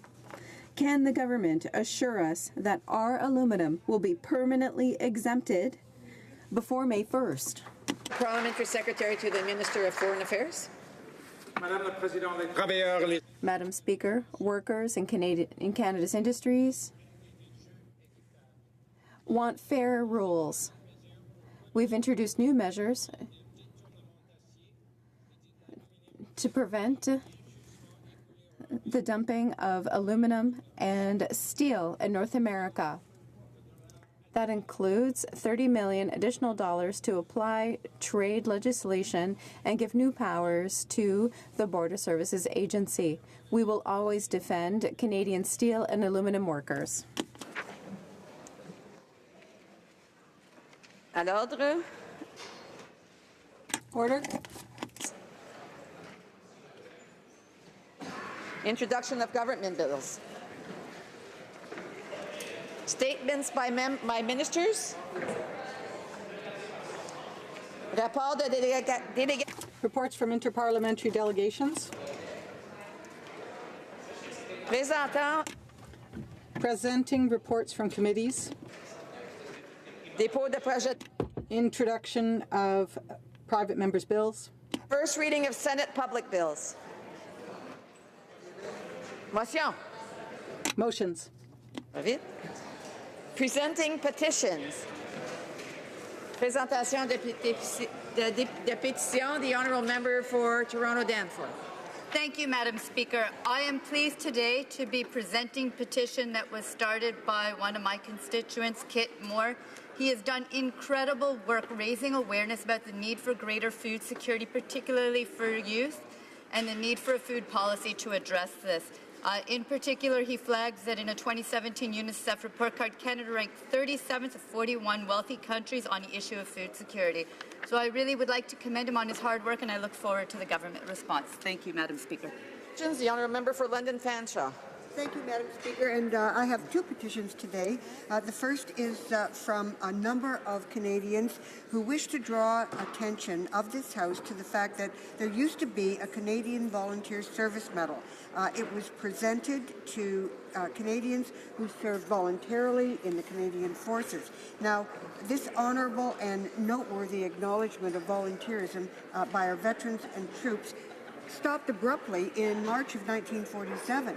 And Veterans Affairs Canada considers any former member of the Canadian Armed Forces who releases with an honourable discharge as a veteran. Therefore, the petitioners are asking the Government of Canada to recognize by means of the creation and issuance of a new Canadian Military Volunteer Service Medal to be designated the Canadian Military Volunteer Service Medal, that this be presented to those who have volunteered for service in regular forces, reserve forces, and the Cadet Corps as a way of showing our appreciation to those who serve. And the second petition, Madam Speaker, is in regard to postal banking. Nearly 2 million Canadians desperately need an alternative to payday loan lenders. These are people who are crippling the poor and marginalized with usurious interest rates. 3,800 Canada Post outlets already exist in rural and remote areas where there are no banks or credit unions. Canada Post already has the infrastructure and the ability to bring forward postal banking. And so these petitioners are calling on the Government of Canada to enact my motion, M166, to create a committee to study and propose a plan so that we can indeed have postal banking for Canadians in all communities. Thank you, Madam. The honourable member for Ottawa South. With the Standing Order 36, I rise today to table yet a second petition regarding Gatineau Park. The petition was organized by CPAWS, the Canadian Parks and Wilderness Society, and signed by many, many local residents. I am pleased to table this petition, and I look forward to the government's response. Thank you, Madam Speaker. Presenting petitions, the honourable member for Courtenay-Alberni.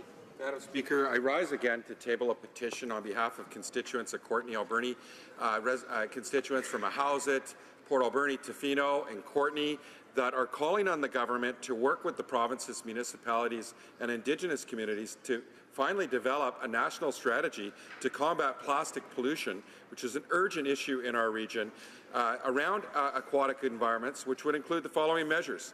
Regulations aimed at reducing plastic debris discharge from stormwater outfalls, industrial use of microplastics, including and not limited to microbeads, nurdles, fibrous microplastics and fragments, consumer and industrial use of single-use plastics, including but not limited to plastic bags, bottles, straws, tableware, polystyrene, which is a huge issue, cigarette filters and beverage containers, and a permanent, dedicated and annual fund for cleaning up of derelict fishing gear, community-led projects to clean up plastics and debris on our shores, banks and beaches and other aquatic peripheries, and education and outreach campaigns on the root causes and negative environmental effects of plastic pollution in and around all bodies of water.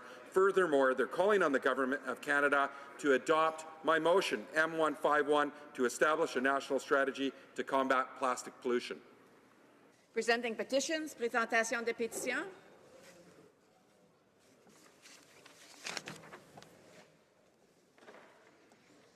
Questions on the order paper. The Honourable Parliamentary Secretary. Madam Speaker, I would ask that all questions be allowed to stand at this time, please. Agreed? Agreed. Agreed.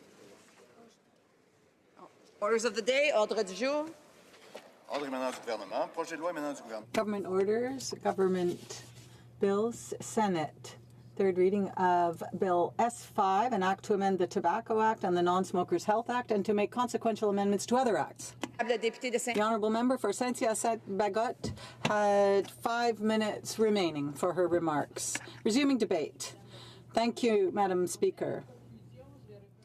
In conclusion, I would just like to go over what I feel are the important points that I made at the beginning of my remarks before question period. When you have a bill like S5, it's important to remember that a balance has to be struck between the assistance that we'll be giving to people to help stop smoking and protecting non-smokers. And as I said in my remarks, it's important to have the necessary prevention tools and to invest in prevention so that we can prevent that first introduction, that first use.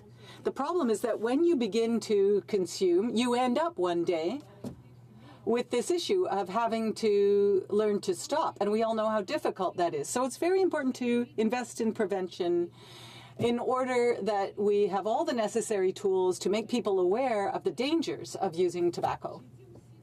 I also pointed out in my remarks that it's very important to identify those groups who are most vulnerable to using tobacco. 40%, for example, of First Nations smoke. 30% of separated or divorced people smoke. And young people also are a vulnerable group because we know that the use of tobacco smoking begins at a very young age. And young people who are experiencing difficult circumstances also are particularly vulnerable. I also mentioned those people who are divorced, but I would say, generally speaking, any individuals who are undergoing any form of mental stress or mental health issues is also vulnerable. And we know that 20% of the Canadian population will one day be diagnosed with some mental health issue. Some even say the percentage is higher. So it's very important to focus on these people and to help those organizations that support those people. We need to help organizations involved in prevention. Earlier in my remarks, I spoke about organizations like Satellite in Saint-Hyacinthe or Horizon Soleil that for more than 30 years have been working on prevention with young people in grade school, their parents and teachers, in order to make sure that those young people are aware of the issues when they end up in a position where they have to make a choice. I mentioned also Maison Alcove that does excellent work in dealing with various forms of addiction. They are a well-known center, and they are in touch with users. Their office is in a beautiful, beautiful environment in a monastery, and that's where they welcome people to deal with their addictions. I think also there are many organizations that are affected.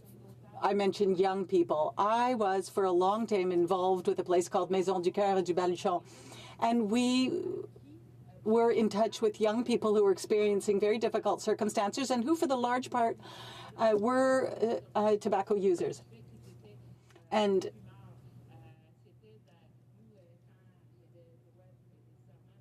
when they couldn't smoke inside, they went outside to smoke. But oftentimes, the place where young people liked to get together was the porch, and they went on the porch because that's where they could smoke. Now, these organizations are affected even though their work doesn't mainly involve prevention. I also referred to mental health. I've been in touch with another center, which is a crisis center, and most people who are experiencing a mental health crisis are also smokers. And there are many other shelters and centers that have told me this. There's another one in Richelieu that told me the same thing. And as I said, Madam Speaker, it's our responsibility as a federal government to allocate the necessary funds so that we can do awareness raising with the public in their daily lives. And we have to encourage healthy lifestyles, whether it be physical activities, whether it be healthy eating, because all these healthy types of lifestyles can help prevent smoking. And because not smoking is part of a healthy lifestyle. And that's what S5 wants to be able to begin. Thank you, Madam Speaker. Questions and comments? Comments. The honourable member for Hamilton. Sorry, it's the middle one that I've got, Ancaster Dundas. Madam Speaker, it's a long one. Thank you, Madam Speaker. I'd like to thank the honourable member for her speech, and I'm proud of our government's proactive role that we've taken with respect to nicotine addiction and vaping, and she spent some time talking about prevention, which I think is extremely important. I wonder if the member could expand upon perhaps the role that other levels of government can play with respect to prevention. The municipal and provincial levels, is there a role for them to play, and how does she see that?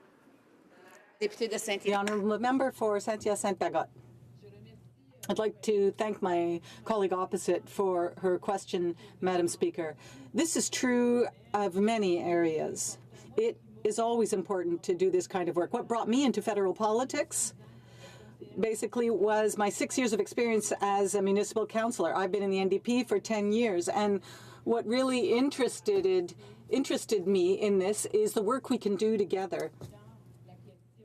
Now, when it comes to anti-smoking campaigns and any work on terms of awareness, in terms of awareness raising with vaping, we have to work at all possible levels. Provincial, territorial, and municipal governments all have an important role to play in health. They need to invest in prevention. They all have various public health agencies that are involved also in prevention. And municipally, there are many bylaws that apply. In some areas, it's prohibited or permitted to smoke. These are all important things, and we all have to work together at all levels of government in order to make sure that we have a smoke-free society. Thank you. Our member for Kootenay, Columbia. Thank you, Madam Speaker, and I'd like to thank my colleague for her great speech. Her speeches are always very well researched, well organized, and very well delivered. Back in 1974, in the 70s, I lived in Winnipeg, and I wrote a letter to the Winnipeg Free Press around 1974 requesting that cigarette smoking should be banned in all bars and restaurants in Manitoba and hopefully in Canada. And we finally got there with cigarette smoking. So my question to the member is, does she believe that where currently cigarette smoking is banned, the smoking of electronic cigarettes or vaping should also be banned? And when it comes to the legalization of recreational use of marijuana, it should also be banned in any areas where smoking is currently banned. The honourable member for Saint-Hyacinthe-Bagotte.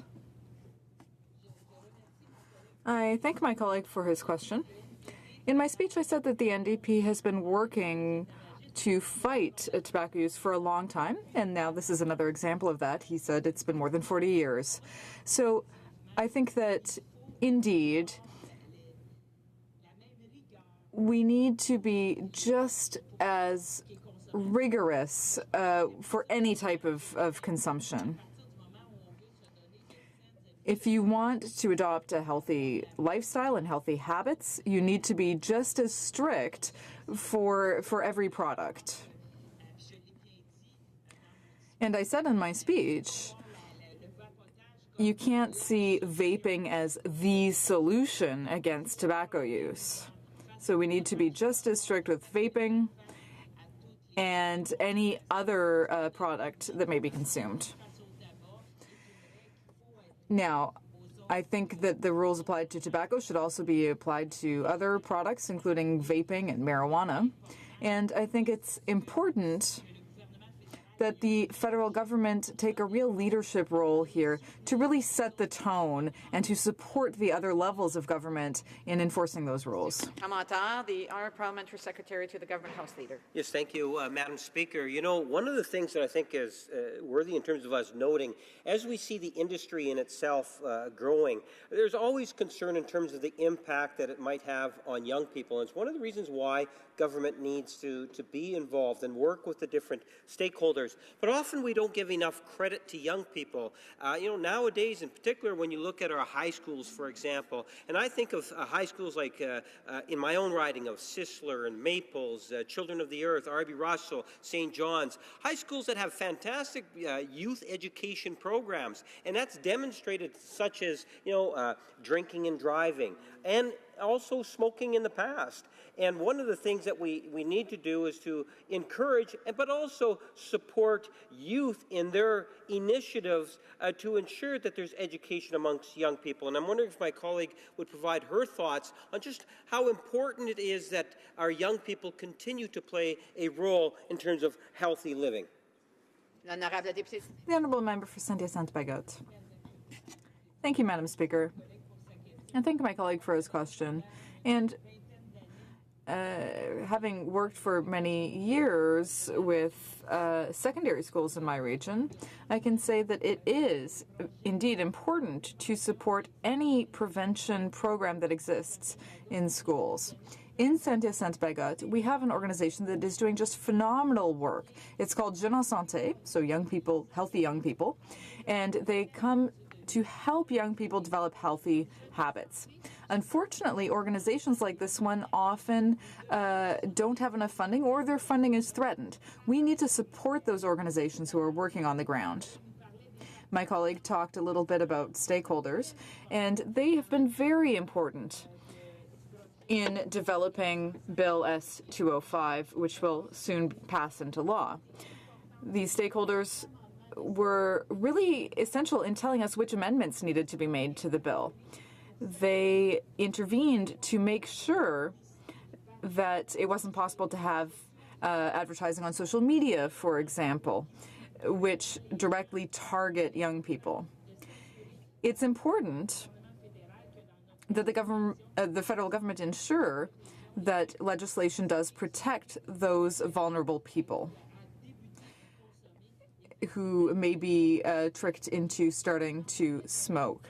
So I spoke to a lot of organizations on the ground, like the Canadian Coalition for, or rather the Quebec Coalition for Controlling Tobacco, Doctors for a Smoke-Free Canada, the Canadian Medical Association, the Canada Public Health Organization.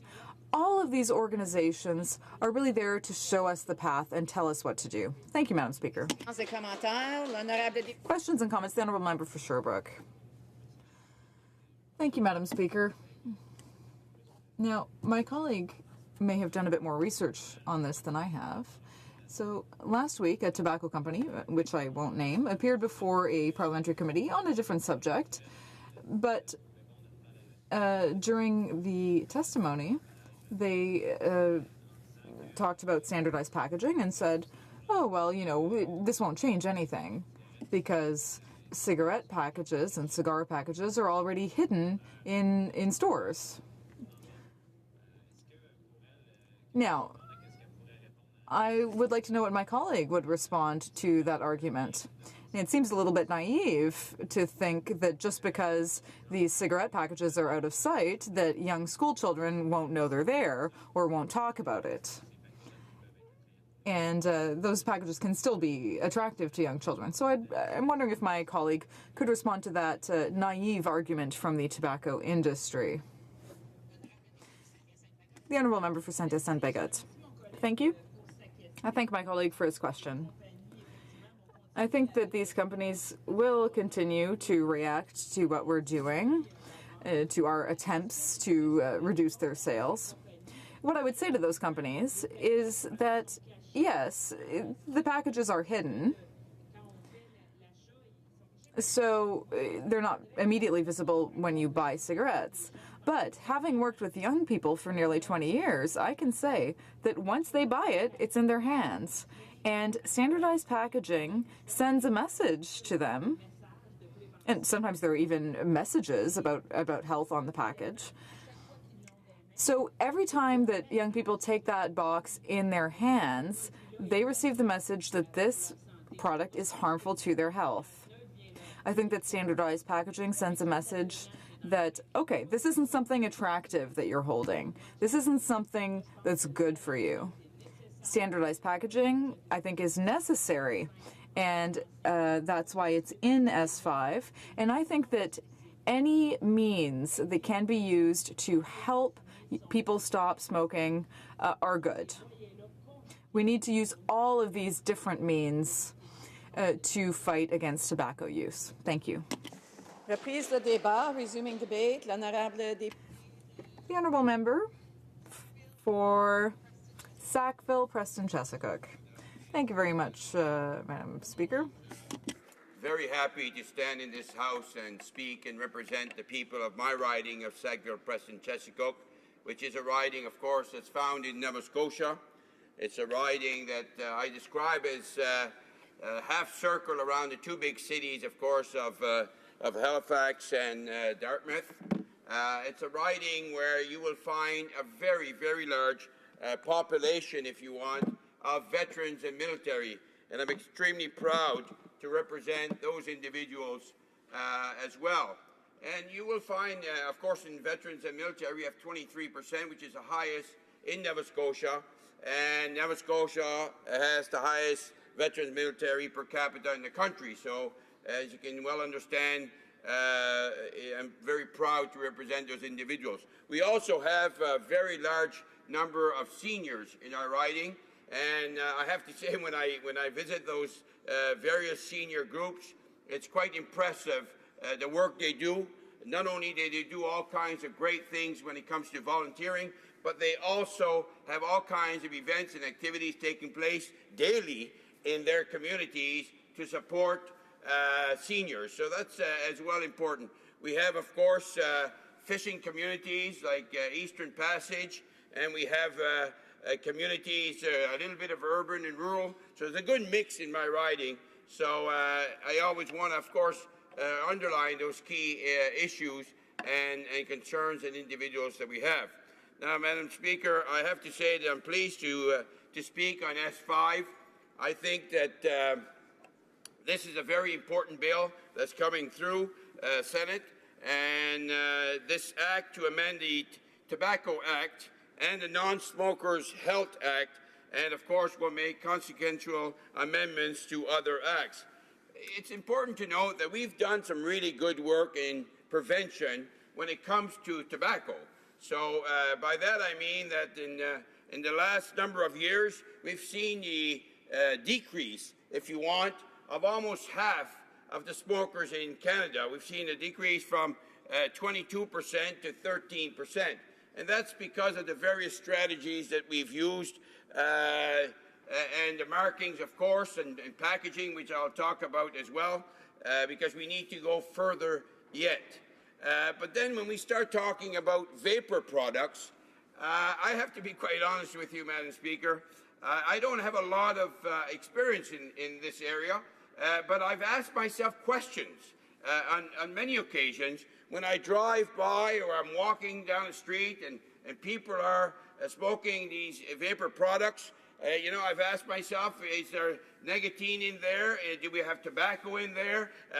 Sometimes I smell this odor like I smell when someone is smoking a pipe, and I'm asking myself, so this allowed me to do a little bit of research and learn more, if you want, about this product. Now, this bill is focusing on two major areas, of course. The first one, which is a new framework for unregulated, because as I said, the product is out there. It's illegal in the sense of, but there's no regulation around it. So we need to put some regulations around that. And the other aspect of this bill that I want to speak to is, of course, that plain packaging, because that's crucial. And I believe we're heading in the very right direction.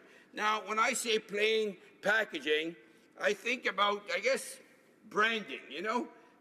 There's so many things in this country and in this world that if you brand it and you market it the right way, you're going to influence people to purchase it or try it. So branding is so important. You know, I know lots of people who have, I think at James Curley that spoke last week about Levi's and the main strategies used to brand the product and to make people want to purchase the product and use the product. So that's why packaging, plain packaging, is crucial, because we have to take away that influence, if you want, that branding has. And that, I believe, is extremely important. And I look at I believe we're the 10th country that's really looking at changing this branding into a plain. When we say plain packaging, all of a sudden I think, well, the color is gone. So that's good. That's not as attractive, maybe. Maybe the shape is changed, so that would as well stop people from using that product. It's not as flashy, if you want, and then we can still put the warnings that needs to be put on it that may contain certain products. Now, this again, bill, there was a consultation that took place, and this consultation allowed 58,000 Canadians to speak about packaging and how they felt about plain packaging, and if they believe that that's what we should be doing. And of course, the large majority of people supported that. And I'm extremely happy because I just shared with you what branding and marketing can do. So if we take that away, we reverse the table on that, then we're heading in the right direction. So that consultation was crucial. We had 58,000 people. Now the next step, they're going to now put a committee together to work on setting the rules and the regulations. And then once that is set, then we're going to go back out and consult again. So that's what's important, is to make sure that we're in partnership as we move forward on this very, very important product. Now, Madam Speaker, I also want to now touch on vaping products. Those products, again, as I said, my experience is limited in this area, but it's about 8-9 years that it's out there. And of course, as you know, once a new product comes online and the industry gets involved, they're going to continue to find ways to make it more attractive, different, and you'll see all kinds of versions out there. And that, Madam Speaker, is what we need to make sure that we're regulating. There's two areas that we're going to look at regulating, of course, this product. So the product will either fall, Madam Speaker, under the Food and Drug Act, which means for therapeutic reasons only. If it doesn't meet that therapeutic, of course, it would fall automatically under the Canada Consumer Product Safety Act. So we have two areas that we can have those. Madame la Présidente, Now, Madam Speaker, the goal here is really to ensure that young people don't have access to this product. That's one reason. So we're going to set a limit of 18 years. But the other reason that we want to move forward with this is that adults who already use cigarettes, for example, well, there are arguments that demonstrate, and of course now I agree that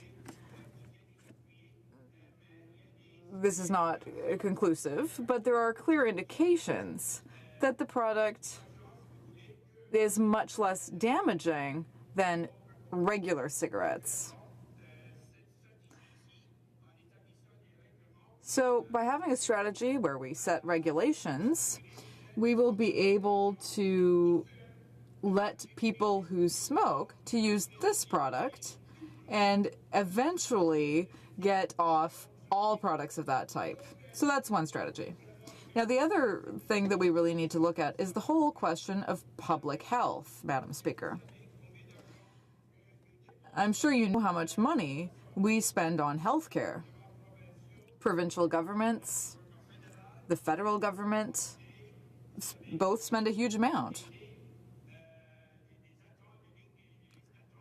And there are very long waiting lines to have access to hospitals. So this might help limit some of the stress on the public health system. And that's something else we need to take into consideration. Madam Speaker. There's some key provisions here which are very important. I said 18 years and older, so that's one important factor. The second one is what we call the machine dispensers. Those machine dispensers, I mean, we've come a long way, because way back when, and I don't remember that, but some people tell me that's older than I am, of course, that it existed for beer at one time, and you could get just with the same way we get pop. So that was available there. Then we had them, of course, for cigarettes, but here we're going to make sure that it's not permitted for vapors as well. So already we're starting at a much further space, if you want, than we did with other products, which would have been very damaging as well. Now, other provisions is also the mailing, so the delivery. If you order online, and we know that online is a big thing now.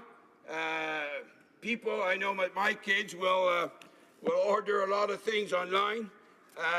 So it's become what people believe is another method without having to wander along in malls and spend their day in the different shops. So that is one way of purchasing a product. However, Madam Speaker, we got to make sure that product, when it's sent or delivered, it's the delivery point that's going to be crucial here. So we have to make sure that the person that's receiving the product is older than 18 years old. So when you're purchasing it, it may be that you have to have a visa in your name. I don't have all the specifics. But when you're delivering at the house as well, that you make sure the person who's receiving the product is over 18 years old, which is crucial. Other restriction, of course, is the promotion. And when you're promoting it, we want to make sure that, yes, it's less. You'll be able to use some strategies of promotion because the risk is less. But again, there are some limitations as well in that area, which is crucial. Now, another area which is also important, Madam Speaker, is the flavors, prohibiting flavors that is attractive to kids, like candy flavors. So, Madam Speaker, I'd like to share a paragraph here that would speak to that. While we do not propose to limit the flavoring ingredients may be added, we do not want to see those flavors identified or promoted as things that are appealing to kids. It will not be permissible to offer e-juice or cotton candy, popcorn, candy canes, or other products that appeal to kids. As you can see, Madam Speaker, those are some of the strategies that the industry could come forward with that could cause great problems. Now, if I look at the second category very quickly, Madam Speaker, on the Consumer Product Safety Act, of course, vapors that do not have therapeutic claims will fall under this category, and all the regulations that comes with it, tobacco, etc. And if it will also require the industry, if there's any misfunctions or fire, explosion with the product itself, and it reported to Health Canada, and Health Canada could also call back the product. So as you can see, Madam Speaker, we're definitely heading in the right direction. This is much, much better than what was out there because there was no controls. These regulations will help us. So in conclusion, Madam Speaker, together these measurements will help protect the health and safety of all Canadians, including the people who choose to use vapor products. Bill S5 is a critical piece of our government's tobacco control agenda and will help address one of the most challenging and enduring public health problems. Bill S5 strikes a balance, Madam Speaker, between the harms of vapor products if they entice youth and others to develop narcotic addiction and the potential public health benefits that could arise from reducing tobacco-related deaths and diseases. I urge all the colleagues of this House to support this second reading and to move this bill quickly to committee. Thank you very much, Madam Speaker. Questions and comments? Questions et commentaires? The Honourable Member for Portneuf-Jacques-Cartier. Thank you, Madam Speaker. Please allow me to say that it's always a pleasure for me to hear my colleague in this place. He does extraordinary work. Furthermore, I have the privilege of sitting with him at the Francophone Parliamentary Association. He does excellent work. Madam Speaker, I want to tell my colleague that we are very much in favor of this process. We're impressed by the philosophy and process to ensure that we have a consensus. Under our government, there was a historic low of 16% of tobacco users.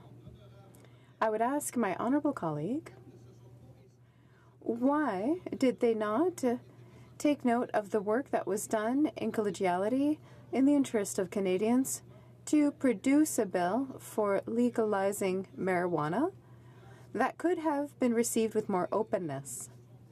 Why did the Liberals not use that process? The Honourable Member for Sackville-Chesapeake. Thank you to my colleague, who always does impressive work. The work he does at the Francophone Association, and the interesting speeches he gives, and his questions. As you mentioned, work was done among all parties to support this. We can see that all the parties are supportive. That means we're going in the right direction. And there's no question that the marijuana issue is another issue, a very important one. I don't have the details, but I am sure that it will capture that, because it's very likely that the packaging and boxes will have to conform to the changes that are being made when it comes to consumption. There's strict regulation that will ensure that there will be less attraction to the product, fewer colors, for instance. Let's hope that it won't attract people to these products, and let's hope that it's done right. Thank you. And comments, the Honourable Member for South Okanagan, West Kootenay. Thank you, Madam Speaker, and I want to thank the member for his speech. And I made this point earlier in the debate, but I'd like to make it again because I think it's an important one, and that is around the need for more independent research about e-cigarettes, about vaping. We hear concerns on the one side that this method of ingesting nicotine seems to be, some people think it's safer, some people think it's more healthy way to do that. And on the other side, we have the industry especially and retail outlets, saying this is a great way for people to be able to kick the habit. It's healthier. So I'm just wondering if the member could commit that the government will commit government funding, independent research not tied to the industry that would help answer these important questions. Then the Honourable Member for Sackville-Preston-Chesapeake. Thank you, Madam Speaker, and thank you to my colleague for his question. It's a very important question, and as I said it throughout my speech, I don't have a lot of experience in vapor products, but so far we know that it's less harmful. How much less is the question? And that is, as we move forward, we will need to do much, much more research but at least the regulation now will force the industry to clearly stipulate or show evidence how this is going to fall under the Food and Drug Act and is therapeutic.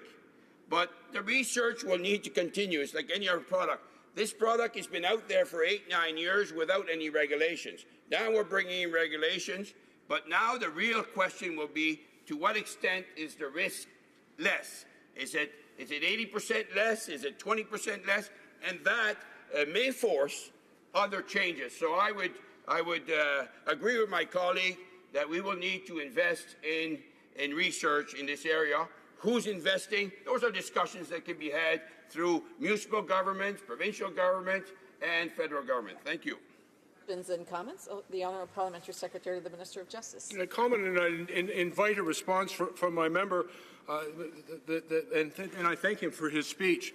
I wanted to just advise him and the member opposite that the government has dedicated $15 million to new funding to advance our knowledge on vaping products. We recognize the importance of making investments in research and for identifying evidence upon which future decisions can be made around these products. And in light of that investment, I would ask my member if he believes that our commitment to research is an appropriate one. The Honourable Member for Sackville, Preston Chesapeake. Yes, thank you, Madam Speaker, and thank you to my colleague for his question. Again, the investment is crucial. There's no question. You must start somewhere, and you can't make legislation without having financial support behind it. And is it only our investment? Again, we are a government that is evidence-based, and that is crucial. So we will not only invest here, but we'll have possibly other discussions with Provincial Minister of Health and about how we can do this research, how we can share all the best practices.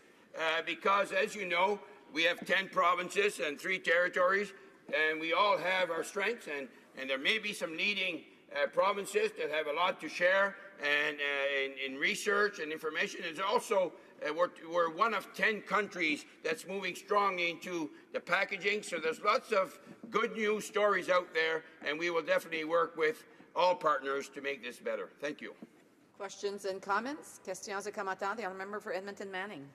I congratulate the member opposite for his speech, and he mentioned a balance in the bill between the benefit and maybe the disadvantages, if we call it that way. Will he be able to name 3 areas where the bill is most benefiting, and another 3 areas where he would, regrettably, he would like to see come in this bill that did not see through it as it's being represented? The Honourable Member for Sackville, Preston Chesapeake. Well, and thank you, Madam Speaker, for your question, and thank you to my colleague for his question. I mean, you have to look at the benefits.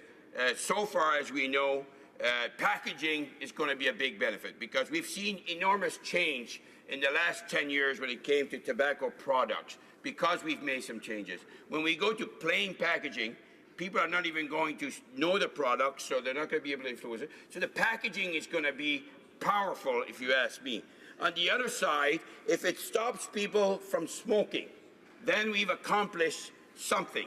If it also stops the young people from going to the tobacco product, or maybe not even to this product, it's also a success record as well. There's a lot of good things, but we will have to continue to keep close to this product because I know that the industry will come out with all kinds of variations that could cause us to make some changes based on those questions. Thank you, Madam Speaker. We have time for a quick question. The Honourable Member for South Okanagan, West Kootenay. Yes, thank you, Madam Speaker. I just want to ask through you, the member, whether he agrees that considering the impact that tobacco has on the health of Canadians and the direct and indirect impacts on our society, would he commit an additional $10 million in annual funding to combat tobacco, to control tobacco, and would he commit to a licensing fee that Health Canada could impose on tobacco manufacturers to recoup those costs? Brief answer from the member from Sackville, Preston Chesapeake. Thank you, Madam Speaker, and thank you, my colleague, for his question. Well, I don't have that $10 million in my pocket, for sure, Madam Speaker, and again, those are very important questions. There's always more that can be done, and funding is an important part, but also how we do things. Maybe we can do things differently and be more effective as well. So, thank you. Reprise au débat, resuming debate. The Honourable Member for Durham. Thank you very much, Madam Speaker, and I'm pleased to speak on Bill S5 today, a bill first introduced in the Senate and with us here for consideration. I do have to say, following my friend from Sackville, Preston Chesapeake, where my wife's family lives in Fall River, we're good friends, but I did note with interest In one of his responses, he said their government is an evidence-based government. They make decisions based on evidence. It appears that doesn't apply to the cannabis bill, because certainly their rush to legalize, to keep the Prime Minister's very ill-conceived promise, has been contrary to evidence provided by the Canadian Medical Association, pediatricians, and so forth. So I will start my remarks, because my speech will be based entirely on evidence, Mr. Speaker, and I think that needs to be brought here. I'd also like to speak for a moment on how members of Parliament do their job both in their constituency, Mr. Speaker, and here in Ottawa. We don't talk about it enough. We know that Ottawa is full of government relations representatives, lobbyists, consultants, communications people, and we hear from people and groups on bills and legislation. And that's important, Mr. Speaker. We have to be informed. In many cases, we will call them to committee as well to give expert evidence and testimony. But I want to thank a constituent in my riding who brought very thoughtful and informed advocacy to me on S5, and his name is Craig Farrow. He's a store owner in Bowmanville and has been an owner of a store that sells vaping products, and that's one of the elements contained in S5, Mr. Speaker. And Craig met with me and gave a very detailed presentation on how, when it comes to smoking cessation, vaping products have helped up to 1 million Canadians leave smoking, Mr. Speaker. In fact, Craig's own experience guiding and informing people in Bowmanville, he told me in the 5 years his store has been open, he's helped 4,000 people transition from smoking to that e-cigarette or that vaping product. And why that's important, Mr. Speaker, is studies have shown, including a number of them in the United Kingdom, that the vaping and nicotine included in the vaping fumes is 95% less harmful than the tobacco delivery of nicotine, Mr. Speaker. So I think when we talk about this bill, we have to recognize that there are some smoking cessation benefits to some of the products that are going to be regulated under S5. And I want to thank Craig Farrow and store owners like him across the country who met with MPs, whether here in Ottawa or in their ridings, and made their case that they shouldn't be included here. The challenge is they are included in S5, Mr. Speaker. What I would have preferred to see was a bill separately on smoking measures to prevent smoking, because I think we support that. I would have preferred the marijuana and cannabis discussion to be a little more fulsome here in Ottawa. And then vaping, which is totally different, but I do think worthy of regulation and attention, should have been treated differently. But they're not, Mr. Speaker. So I'm going to speak to you today about why myself and my Conservative colleagues support S5. We're disappointed that they've tried to bring a lot of things in. It's an act that amends the Tobacco Act, the Non-Smokers Health Act, and consequential amendments. So it's kind of another example of a Liberal-promoted omnibus bill, Mr. Speaker. But there are good elements in this bill that evidence has shown has led to people stopping smoking. And we know, for decades now, that smoking can have numerous health impacts, including cancer, Mr. Speaker. That's known, and that's why governments since the 1980s have tried to make measures to curb smoking, particularly with young people. And S5, at its centerpiece, is the plain packaging issue when it comes to tobacco sales, promotion, and advertising, Mr. Speaker. Plain packaging measures have shown a marked increase in jurisdictions that have adopted it to prevent people from smoking. And if you look at the jurisdictions that I had a look at, Australia, the United Kingdom, New Zealand, our closest allies.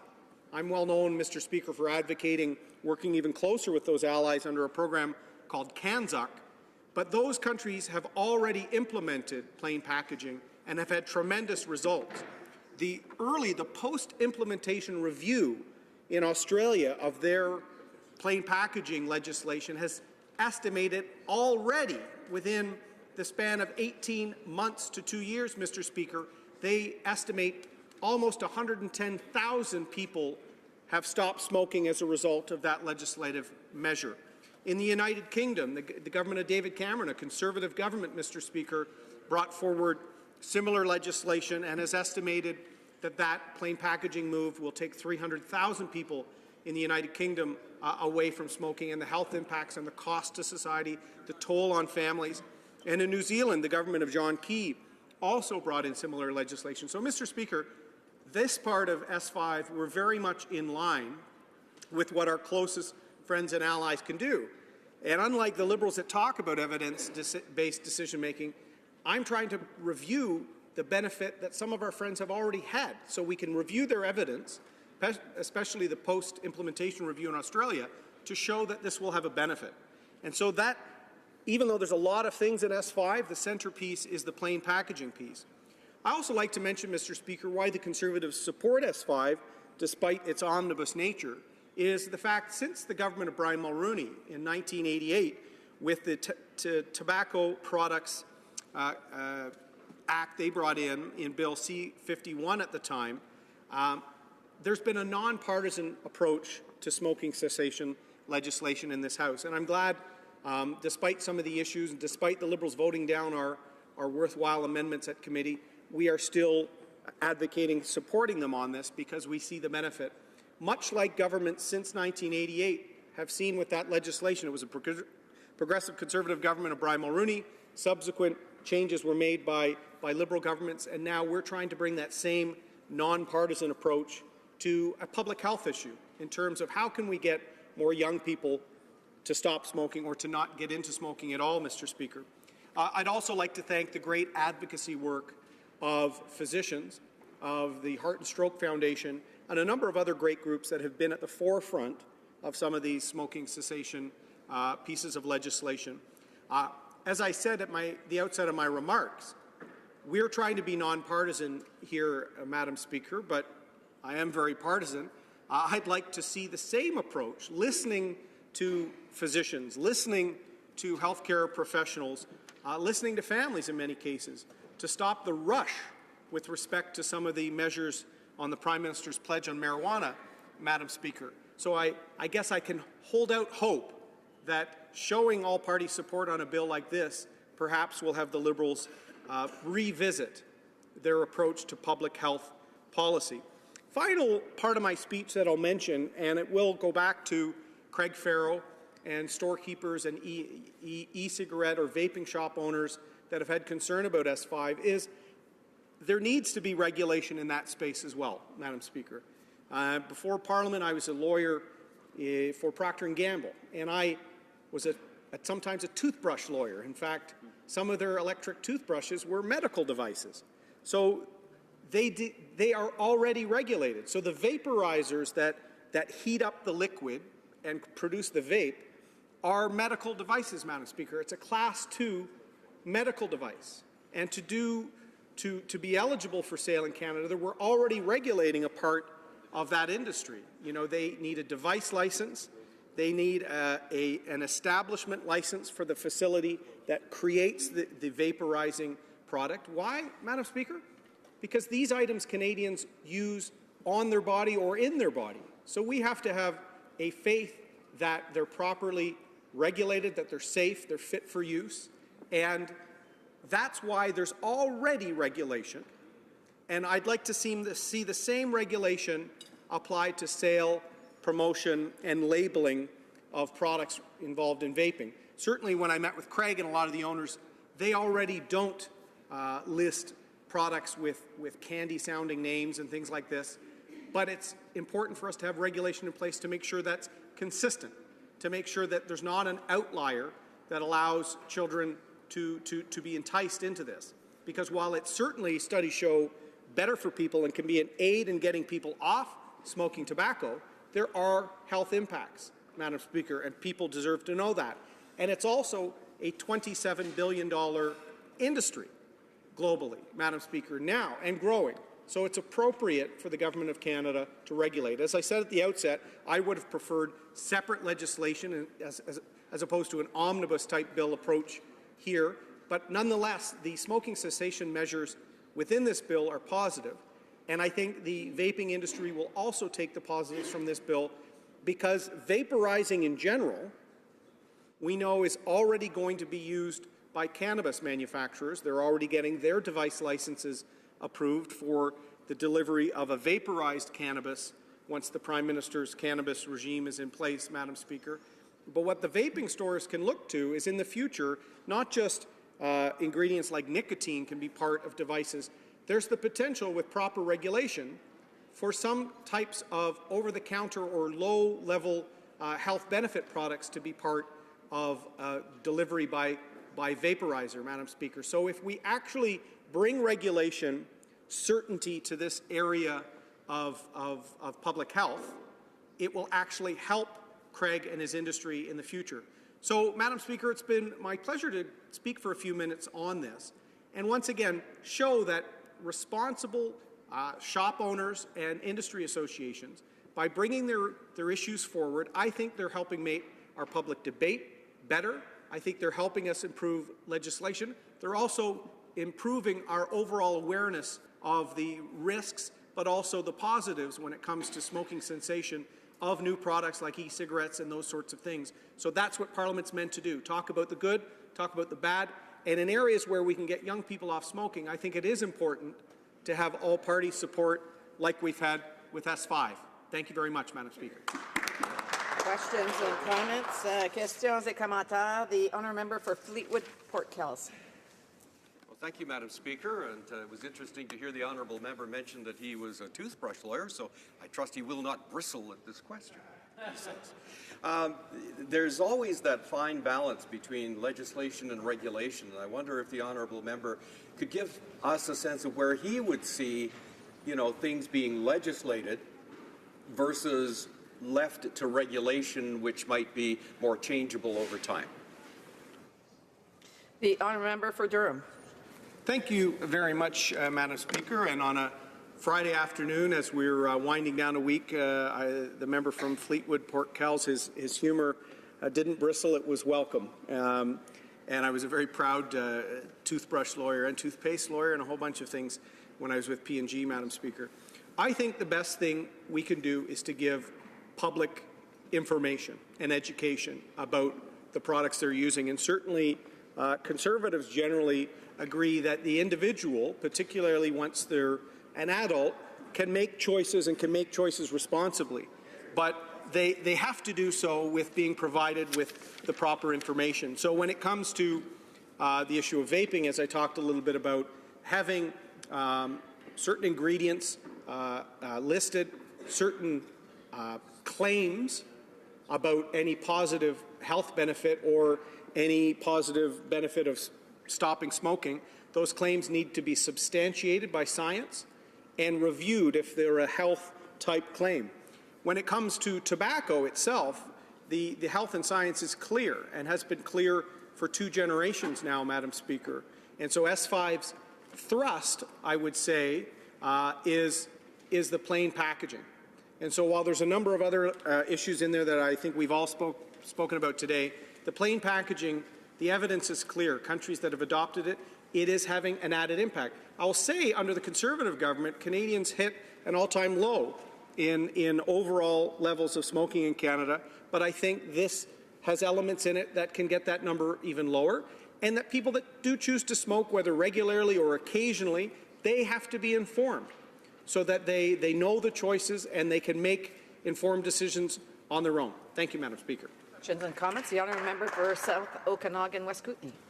Thank you, Madam Speaker, and I'd like to thank the member for his excellent speech. I was happy to hear his support for programs like plain packaging with the data we have on how successful that is, and his support for evidence-based policy making.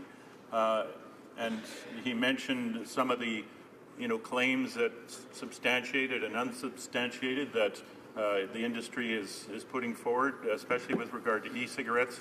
And I was wondering if he would support a prohibition on unsubstantiated claims in that industry until we get the independent research that would answer those questions.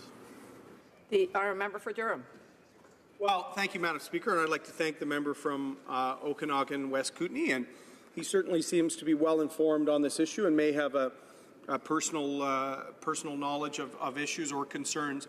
What I would suggest to him is Canada already has that regime. We have the Competition Bureau, And through you, Madam Speaker, the Competition Bureau and the Competition Act of Canada regulates misleading advertising. This was actually my area of specialty, Madam Speaker, when I was a lawyer. I reviewed advertising claims from online to television, and if they have any health-related aspect to it, there needs to be substantiation behind it. There needs to be science. And if there's certain health claims are also regulated and have to be pre-screened by Advertising Standards Canada before they go on television. But if any Canadians has a concern about a claim being made that they think is misleading and enticing people to make a purchase or maybe even try something out, they can bring that issue to the Competition Bureau, Madam Speaker. So we have that regime in place. I think what S5 will allow a much more orderly process when it comes to packaging, when it comes to promotion of the liquids involved in an emerging vaping industry. So as I said, there needs to be public health education and regulation here. We can also recognize that these products are less harmful than tobacco products, but Canadians need to know that it might be not 95% less harmful, but there is potential risks involved, Madam Speaker. So that public information, that regulation in here, I think is fair. I would have liked a separate bill because this is a new and emerging device, Madam Speaker, but at the very least, I think Canadians can be assured that there's going to be more effective regulation as a result of S5. Questions and comments? Questions et commentaires?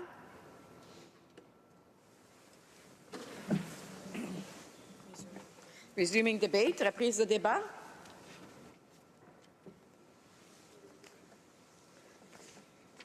Is the House ready for the question? Oh, yes. Question is as follows. Madame Petitpas. Ms. Petitpas-Taylor, seconded by Mr. Duclos, moves that Bill S5, an act to amend the Tobacco Act and the Non-Smokers Health Act and to make consequential amendments to other acts, be now read a third time and do pass. Motion? On division? Carried on division. Troisième lecture de ce projet de loi. The reading of this bill. The Honourable Parliamentary Secretary has a point of order. Yes, Madam Speaker, I would suggest there might be unanimous consent to call it 1:30 at this time so we could begin private members' hour. Honourable member have unanimous consent to see the clock at 1:30. And it's 1:30.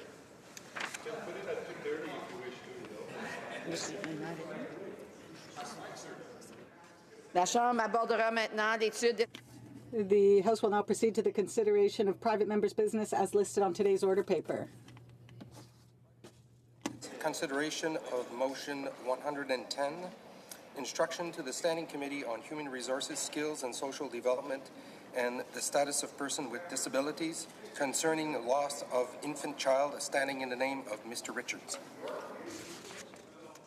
Mr. Richards, seconded by Mr. Nader, moves that the Standing Committee on Human Resources, Skills and Social Development and the Status of Persons with Disabilities be instructed to undertake a study of the impact on parents who have suffered the loss of an infant child, including in the case of sudden infant death syndrome, SIDS, to consider, among other things, ways to improve the level of compassion and support for parents who have suffered the loss of an infant child, and two, ways to ensure that parents do not suffer any undue financial or emotional hardships as a result of the design of the government program, particularly from employment insurance parental benefits, that the committee hold a minimum of 6 meetings to hear from witnesses that include parents who have lost an infant to SIDS, organizations who advocate for SIDS families, experts in the area of grief counseling, as well as officials responsible for the employment insurance parental benefits program, and that the committee report its findings and recommendations to the House within 6 months of the adoption of this motion,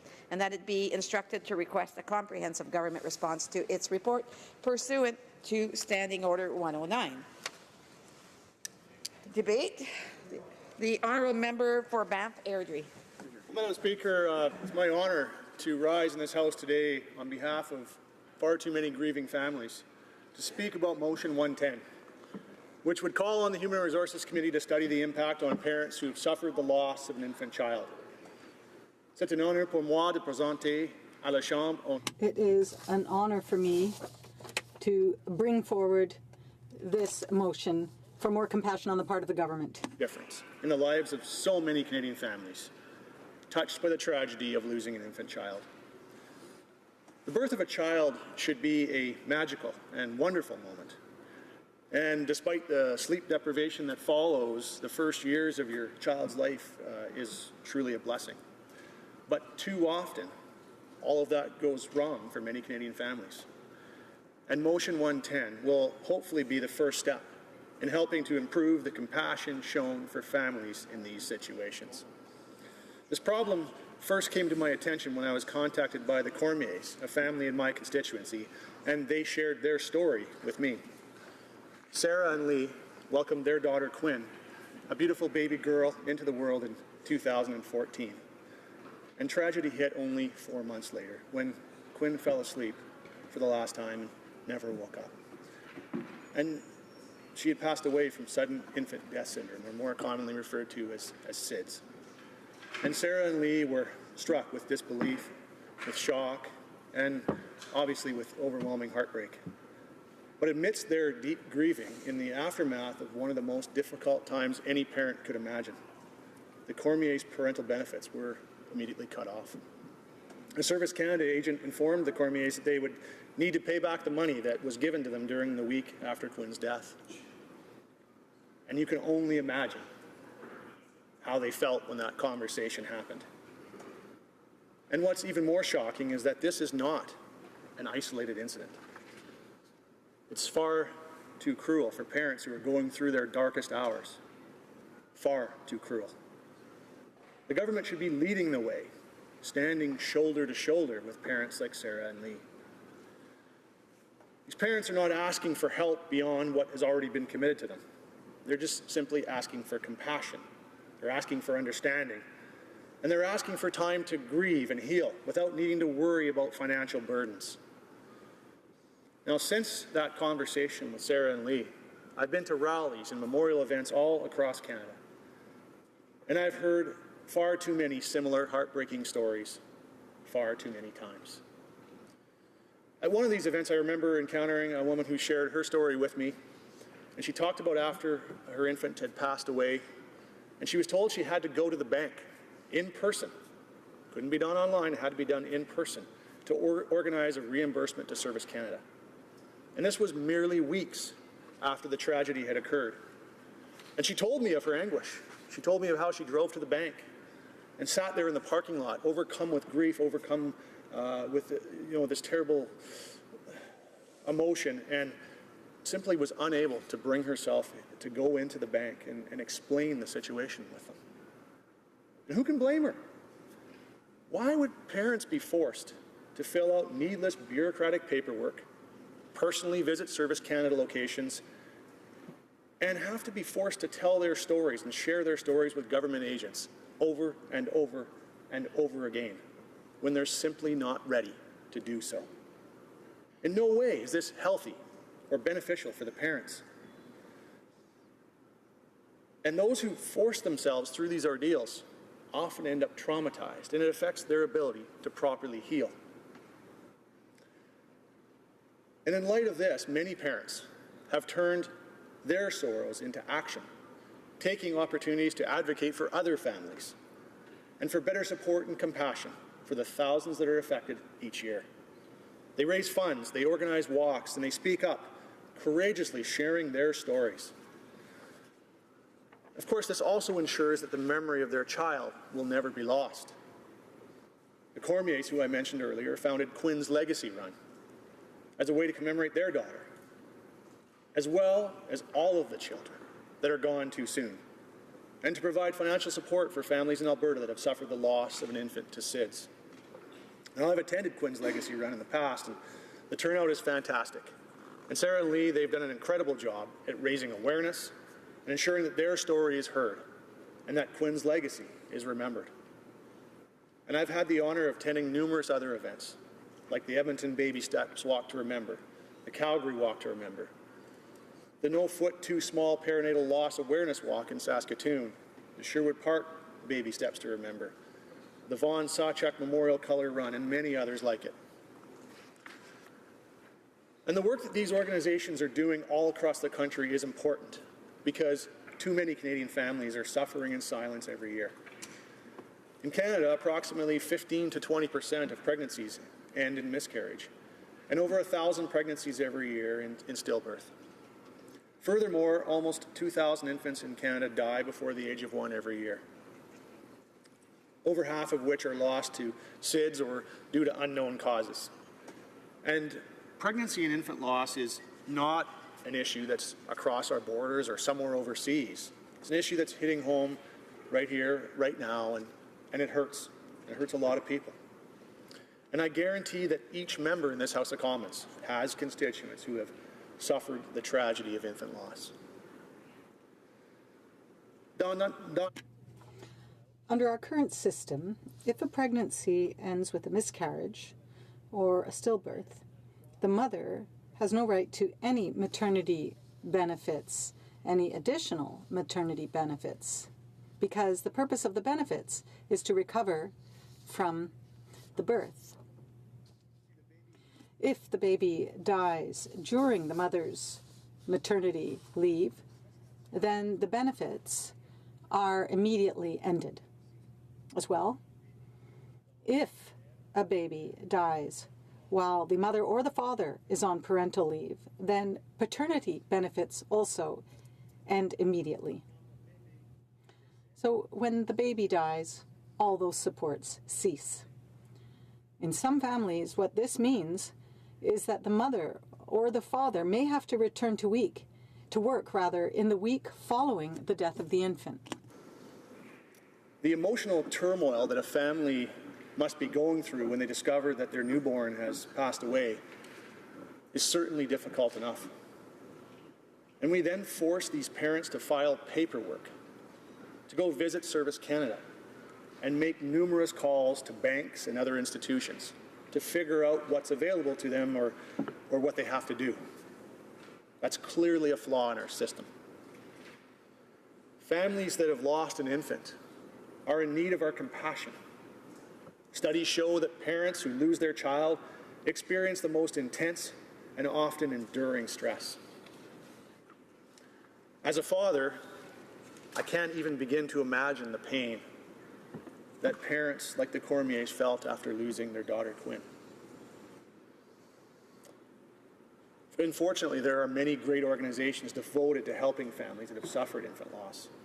Groups like Gardens for Grace, Cradles for Cuddles, the Pregnancy and Infant Loss Network, Hazel's Heroes, the Butterfly Run, the Vaughan Sawchuck Foundation, Empty Arms Perinatal Loss Support Services, the Walk to Remember, Baby's Breath Canada, and the October 15th campaign all advocate to raise awareness for infant loss, as well as offer support to care for bereaved families. The October 15th campaign holds an annual Walk to Remember for the children that were gone too soon. Cuddle Cots Canada allows parents to spend more time with their child after they have passed. And Hope Boxes send support materials to grieving parents across the country. Now, Paula Harmon of Gardens for Grace in Nova Scotia, and Nick Robinson of Cuddle Cots, based in Montreal, Rachel and Rob Samueluk of Butterfly Run, Ottawa-Gatineau, and Sarah Cormier of Quinn's Legacy Run Society, they're all here. We also have with us other advocates as well. They're here in Parliament this week to support this motion as it's being debated here in the House of Commons. And a number of provinces across this country, New Brunswick, Manitoba, the Northwest Territories, Nova Scotia, Ontario, British Columbia, and Saskatchewan, have all issued proclamations. There's been a number of municipalities as well across the country that have had proclamations declared in support of these families and in support of the remembrance. And I think it's time that we as parliamentarians here in this House of Commons join in helping families that have suffered the tragedy of pregnancy and infant loss. I believe that we can do more to stand up and find better ways to support Canadian families by listening to parents who have lost an infant. And I want to thank a number of people, because This is a motion that has been brought forward in the greatest spirit of nonpartisanship, in an attempt for all parliamentarians on all sides of the House to have an opportunity to work together to make a difference in the lives of these grieving families. You know, I particularly thank some of my colleagues, the MP for Elgin Middlesex London, who is the critic for the official opposition for Children and Families, for her efforts and support and on behalf of this motion. For the NDP critic, MP for St. Hyacinthe Bagot, for her support and her efforts in helping to push and advance this forward. You know, so many other colleagues that I've spoken to about this, colleagues on all sides of the House and in all parties, who've expressed their support, who've expressed their interest in trying to do something here to try and help these families. I also want to thank all of those who have written letters, signed petitions, called or met with their MPs to encourage them to support this motion. And there are so many people all across Canada who've done just that. And it gives us all an opportunity to understand and put a personal face to the stories that we've heard, and to really understand the impacts that this has on so many Canadian families, and the fact that we have the ability here in this place to do something about it. And that's what we're seeking to do today, is to pass a motion that will have a study of a committee of the House of Commons to look at these issues, and to hear from parents and families, to hear from those who advocate for those parents and families, to hear from grief counselors, to hear from medical experts, to hear from all of those who can help us to find a way to ensure that we give these parents an opportunity to grieve without imposing extra financial or emotional burdens on them at the bureaucratic level when there's no need for that.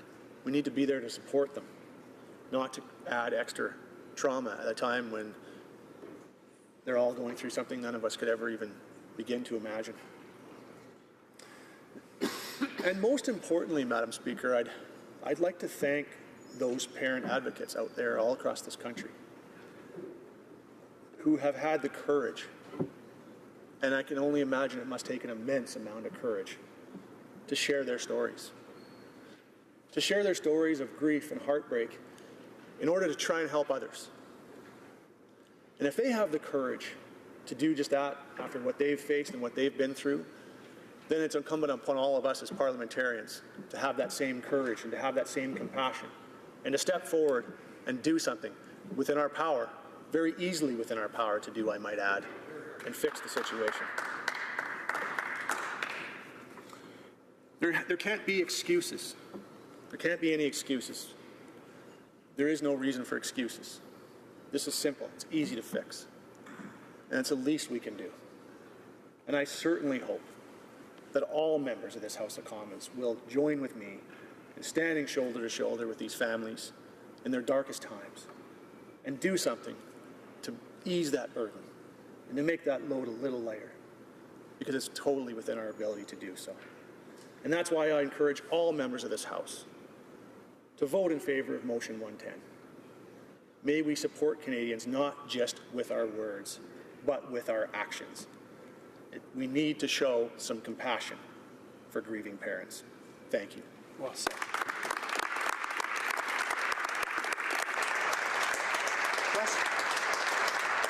Questions and comments? Questions et commentaires. The honourable member for Hamilton West and Castor Dundas. Madam Speaker, thank you, and I'd like to thank the honourable member for making his speech today. And I really appreciate his passion and his conviction, and it's great to see him demonstrate that passion and conviction he has on this matter. I think it's an important matter. I come from a family who has, in fact, suffered the death of an infant child, and I'm wondering if he could expand a little bit upon going beyond what the study would look like, what specific action that he would envision that the government could move forward on. The honourable member for Banff Airdrie. Well, I thank my colleague for the question. I think it's an important one, and it is one that I've obviously spent a lot of time considering. and I know many people have spent a lot of time considering, and it's one that we deliberately chose to bring forward a motion to have the committee look at this issue, to study it, because I don't pretend that I have all the answers. And I don't think that any of us should pretend we do either. But if we can hear from families, if we can hear from advocates, if we can hear from grief counselors and others who have expertise, there's great models in other countries. The UK has great support for these families. We can come up with a solution. But I will say this. We just need to allow the families a little time to grieve without having to worry about the idea that they might have to return to work because they have this financial burden placed upon them of the benefits being cut off the day the child passes away. Just give them a little time to grieve. Allow that ability. And whatever we do, whatever that looks like, whatever comes out of this committee, the key thing is, let's make it something that is consistent, and let's make it something that's automatic. What we don't want to have is have to put families through a situation where they have to tell their story over and over and over again to Service Canada agents, where they have to go and contemplate going into the bank in person and repaying benefits, and then fighting to hope they might get some other type of benefits that might cover this. At the end of the day, there's far too many families. They're faced with the situation where they have to make a choice between dealing with their emotional well-being when they're trying to grieve and their financial well-being and being forced to go back to work far too soon. So whatever it is, whatever this... I'm sorry, I do have to allow for other questions.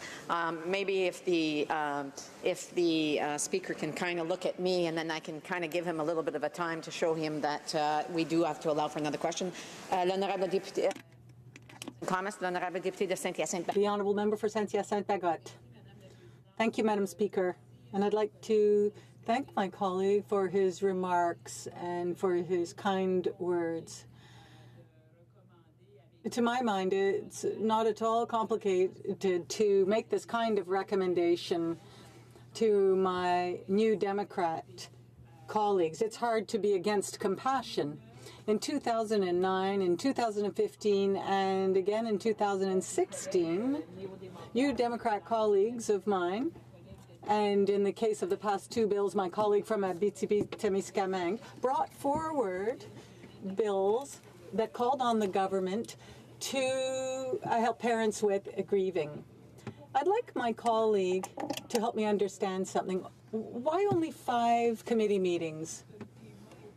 As you know, there's a rather heavy schedule for the HuMA committee. So why only 5 meetings? Would a lesser number be as relevant?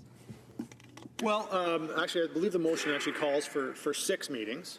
But certainly in the spirit of trying to make sure that there's an opportunity to get this accomplished, if there is a need to look at that number based on the committee's feelings, and I know I have spoken with the chair of the committee as well about this matter, I'm certainly open to that. At the end of the day, what I'm here to do, and what I hope we are all here to do, is try to take action to ensure that we support these families. And if that requires us to have some conversations about the number of meetings that a committee would study this for, then I'm fully prepared to do that. But at the end of the day, what I cannot accept is that we wouldn't move forward with a study and that we wouldn't move forward with some action from this government to ensure that we address these issues. That is the key here. Reprise de débat. Resuming debate. L'honorable député. The honourable member for Lac-Saint-Louis.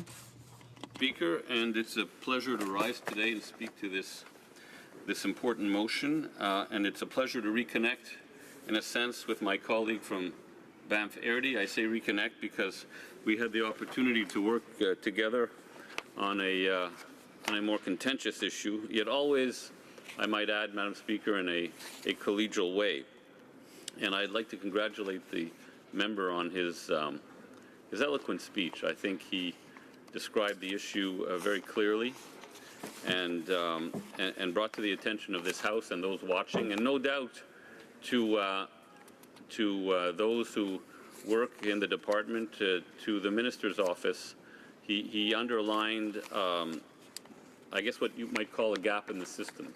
And no doubt his speech and the content of this motion has been noticed at the upper reaches of the government. Now, the motion calls for the House through the Human Resources Committee to study how the federal government could make EI more compassionate towards those who have suffered the loss of an infant, as the honourable member said, an unimaginable loss, a loss including losses through, of course, sudden infant death syndrome, SIDS, and other circumstances.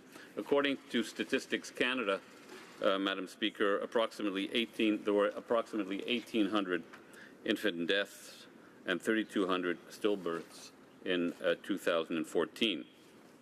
Motion 110 obviously comes from a non-partisan place.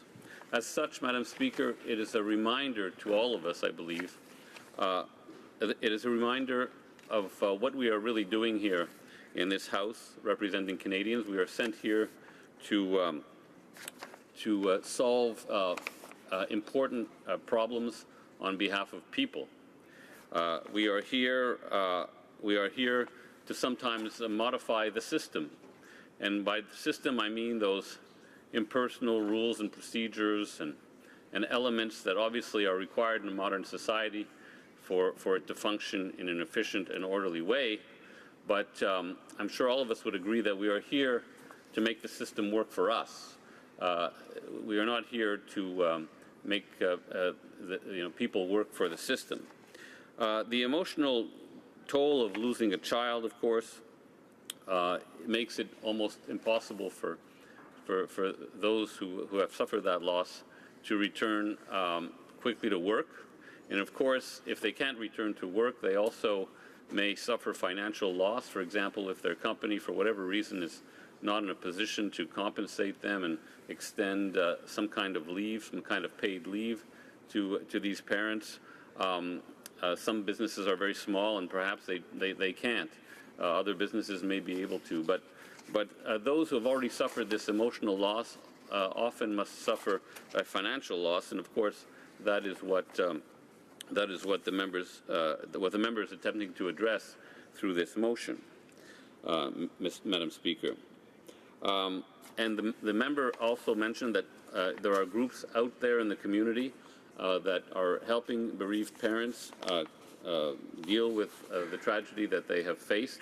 And that is what gives hope, I think, in our country, in our society, is that, yes, there is a system, a bureaucratic system, that set of rules and procedures and laws and regulations that govern modern-day life. But outside of that, there is community. And it is community that comes together to help people, in this case Canadians, in multiple ways.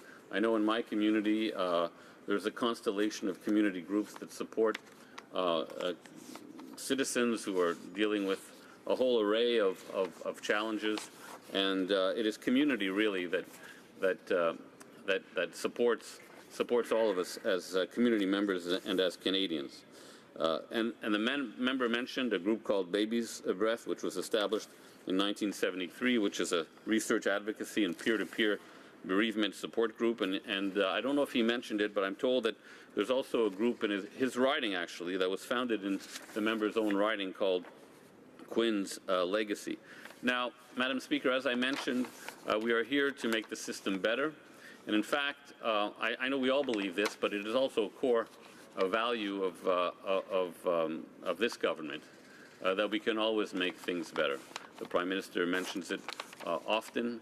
And in fact, as a Liberal, this is why I'm here. I believe that any system, regardless, is always imperfect, and it always needs reform, because circumstances change and aspects of that system may not be adapted to current circumstances. Now, I would just like to take a moment to say how the spirit of reforming our EI system is one that has guided our government. And in fact, I believe that the minister's motion is dovetailing with that sort of approach or that ethic that is our government's. For example, Budget 2018 has instituted a take it or leave it 5 weeks of extra parental leave for those members of a couple those parents who decide to share parental leave so as to maximize the possibility of career choices after a child is born. So that is one reform that our government has brought in. But our government in Budget 2017 also brought in some other changes to make the employment system more flexible and more compassionate. Staying with the theme of parental benefits, Budget 2017 added some flexibility into the system, allowing parents to have extended parental leave over 18 months instead of the standard 12 months. And it also introduced a new family caregiver benefit, which allows people to take time off to care for a critically ill adult, and not necessarily one in a terminal phase, as with the compassionate care program, but somebody who is critically ill, and it is not necessary for the person taking time off to be a family member per se. It could be someone whom the sufferer considers a close supportive individual. And also our government improved the family caregiver benefit for children. It used to be only available to parents, but now, as a result of measures introduced in Budget 2017, it is available to someone who is not a parent, but who is obviously close to the child or in a position to help. So these are changes that our government has brought in, and I believe that the issue that the honourable member has brought up, as I said before, dovetails with the government's concern for making the system more flexible so that it can better serve people, Madam Speaker. I believe that, the motion is in that spirit, and I must congratulate the member on the work he's done. I was not really aware of how extensive he had been consulting across the country, and he mentioned that he'd been across the country meeting with multiple groups that help with support for parents who have lost an infant, and he mentioned that many of those groups had representatives here this week on Parliament Hill. So I believe it's a very important gesture that the member has made, that he's raised an issue that perhaps those with decision-making power with respect to the employment insurance system had not been aware of or had not properly considered. And the motion, I think the core of the motion is good. I believe another honourable member brought up the fact that 6 meetings, may be more than enough to study a problem that appears to be extremely clear-cut. I guess that will be the object of maybe discussions between the honourable member and others in this House. But I think he's brought to bear a very important issue, and I congratulate him and commend him for the dedicated work he has put in to the substance of this motion. Thank you, Madam Speaker. Resuming debate, prise de débat, l'honorable. The honourable member for Saint-Hyacinthe-Bagotte. Madame la Présidente, il me fait... Madam Speaker, I'm pleased to rise in the House today about motion M110. This motion aims to evaluate different ways in which we could improve the level of compassion and assistance for parents who have experienced the worst tragedy imaginable, the loss of their infant. The loss of an infant or a young child is a cause of significant emotional distress for parents. That's why motion M110 also aims to ensure that parents do not have to suffer undue financial difficulty in addition to the personal tragedy that they are experiencing. As a New Democrat, I feel that compassion and solidarity are essential values. So it's clear for me that I will unreservedly support this motion because I think it's a step in the right direction. Several similar bills were tabled by my NDP colleagues, including 2 that were recently tabled by the member for Abitibi-Témiscamingue. This motion is a real opportunity for us to finally realize the needs of these families who have suffered the consequences of sudden infant death loss. Madam Speaker, at the NDP, we feel that it is the federal government's duty to ensure that all citizens are in a sufficient state of well-being. That's why the NDP committed during the last election campaign to extend eligibility to a compassionate care leave. The NDP is aware that many Canadians are taking care of their loved ones who are sick, and it's difficult for them to find a balance between their personal and professional obligations. That's why we're determined to strengthen the compassionate care leave, and this lines up well with my colleague's motion. I think we can all agree that losing a child is one of the worst tragedies imaginable. That's why it's necessary to use all possible means at our disposal to ensure that parents who have experienced this will be assisted in the best way possible through this terrible ordeal. Allow me to acknowledge the hard work and resilience of many of the organizations in my riding of Saint-Hyacinthe-Bagotte. Many of them help parents in need, whether they need help after the birth of their first child, or whether they have been traumatized by the loss of a child, notably due to sudden infant death syndrome. For example, I could mention the Amis du Crépuscule, the Centre de la Famille de Saint-Pie, Urgence Vie, la Maison de la Famille des Mascoutins et des Valois, la Fédération de la Famille Richelieu-Yamaska, and many others.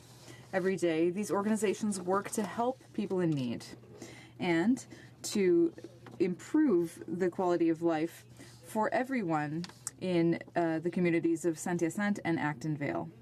I'd like to thank them for their incredible work that allows these families in need to find a bit of comfort in what are often very difficult situations. I truly believe that the federal government should be more attentive to these community organizations who play such an important role in our ridings. Their hard work should serve as an example to the government and should encourage the Liberal government to make reforms in this country. We at the NDP are determined to profoundly reform the EI system to help Canadians and to end the many injustices that continue to exist in this country. It's all well and good to talk about strengthening the EI system, but you have to remember that there are 6 out of 10 workers who every week contribute to the EI fund.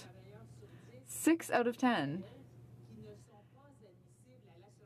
are not eligible for EI. And the 4 out of 10 of them who have access only get 55% of what they were getting as a salary.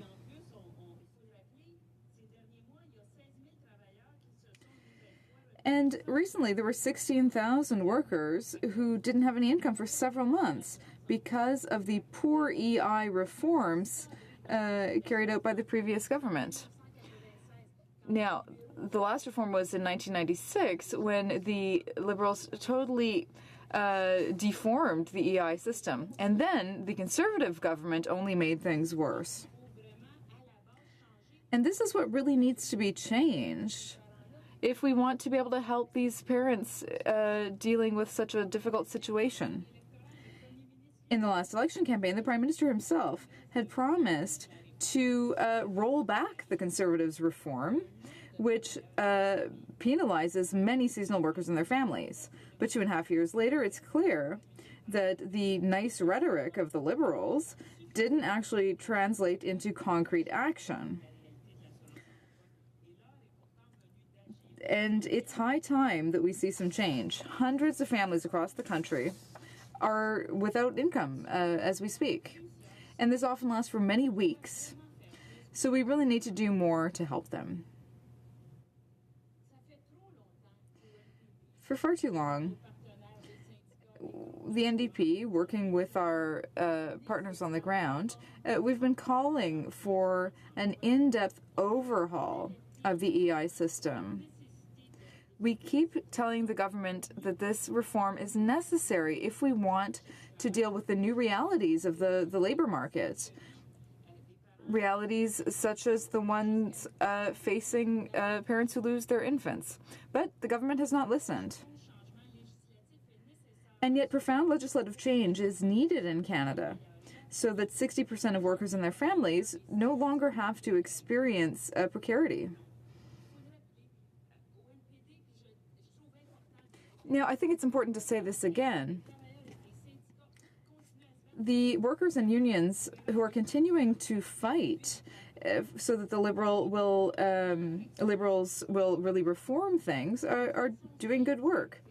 A simple way of accomplishing this would be to have a universal threshold of eligibility for all workers and to make it 360 hours. We also need to restore the 5-week supplement for all workers. There are too many workers who are too negatively affected, and then there are also those facing these terrible situations as mentioned in M110. Rhetoric is not enough. We need action. There are many gaps in the EI system. For example, the duration of sick leave. Very often, parents don't have any other opportunity to extend their leave. And so all they can do is take sick leave if they want to extend their leave. But that's only 15 weeks. And 15 weeks is not enough, particularly for people facing serious illnesses or for parents who have just lost a child. Again, over 1/3 of people in the system would need much more than 15 weeks. So this is far from being a minority of workers, as the parliamentary secretary implied a few days ago during the Late Show. At the end of 2016, the Prime Minister and ministers said that they would extend that period of time. But a year and a half later, nothing has changed, and that's unacceptable.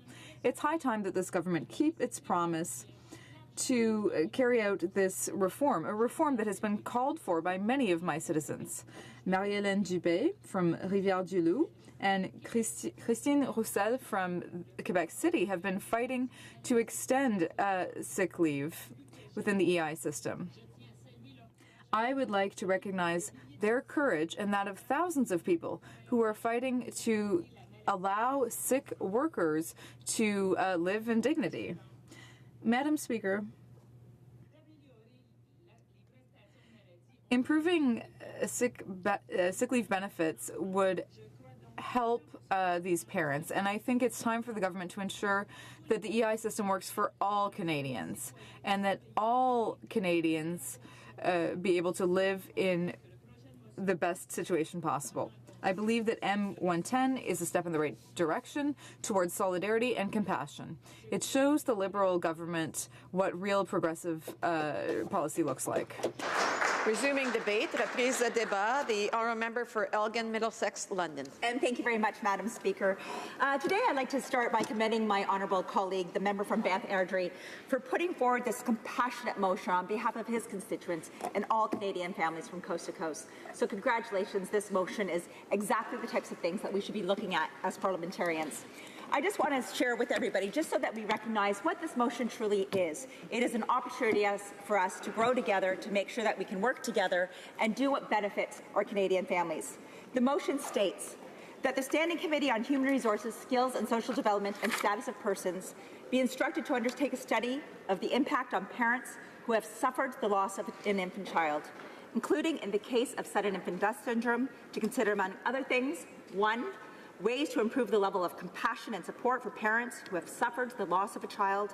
2, ways to ensure that parents do not suffer any undue financial or emotional hardship as a result of the design of government programming, particularly from employment insurance parental benefits, and that the committee hold a minimum of 6 meetings to hear from witnesses that include parents who have lost an infant from SIDS, organizations who advocate for SIDS families, experts in the area of grief counselling, as well as officials responsible for the Employment Insurance Parental Benefits Program. and that the committee report its findings and recommendations to the House within 6 months of the adoption of this motion, and that is to be instructed a request of a comprehensive government response in its report pursuant to Standing Order 109. I think we have to go back to why we're all in this House in the first place.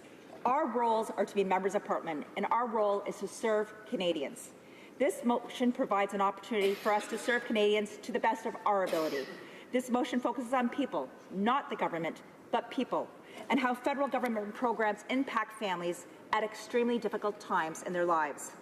This motion is not about asking the federal government to spend more money. It's not about a partisan policy. It's about Canadian families, and we can serve them and how we can serve them at an extremely vulnerable time.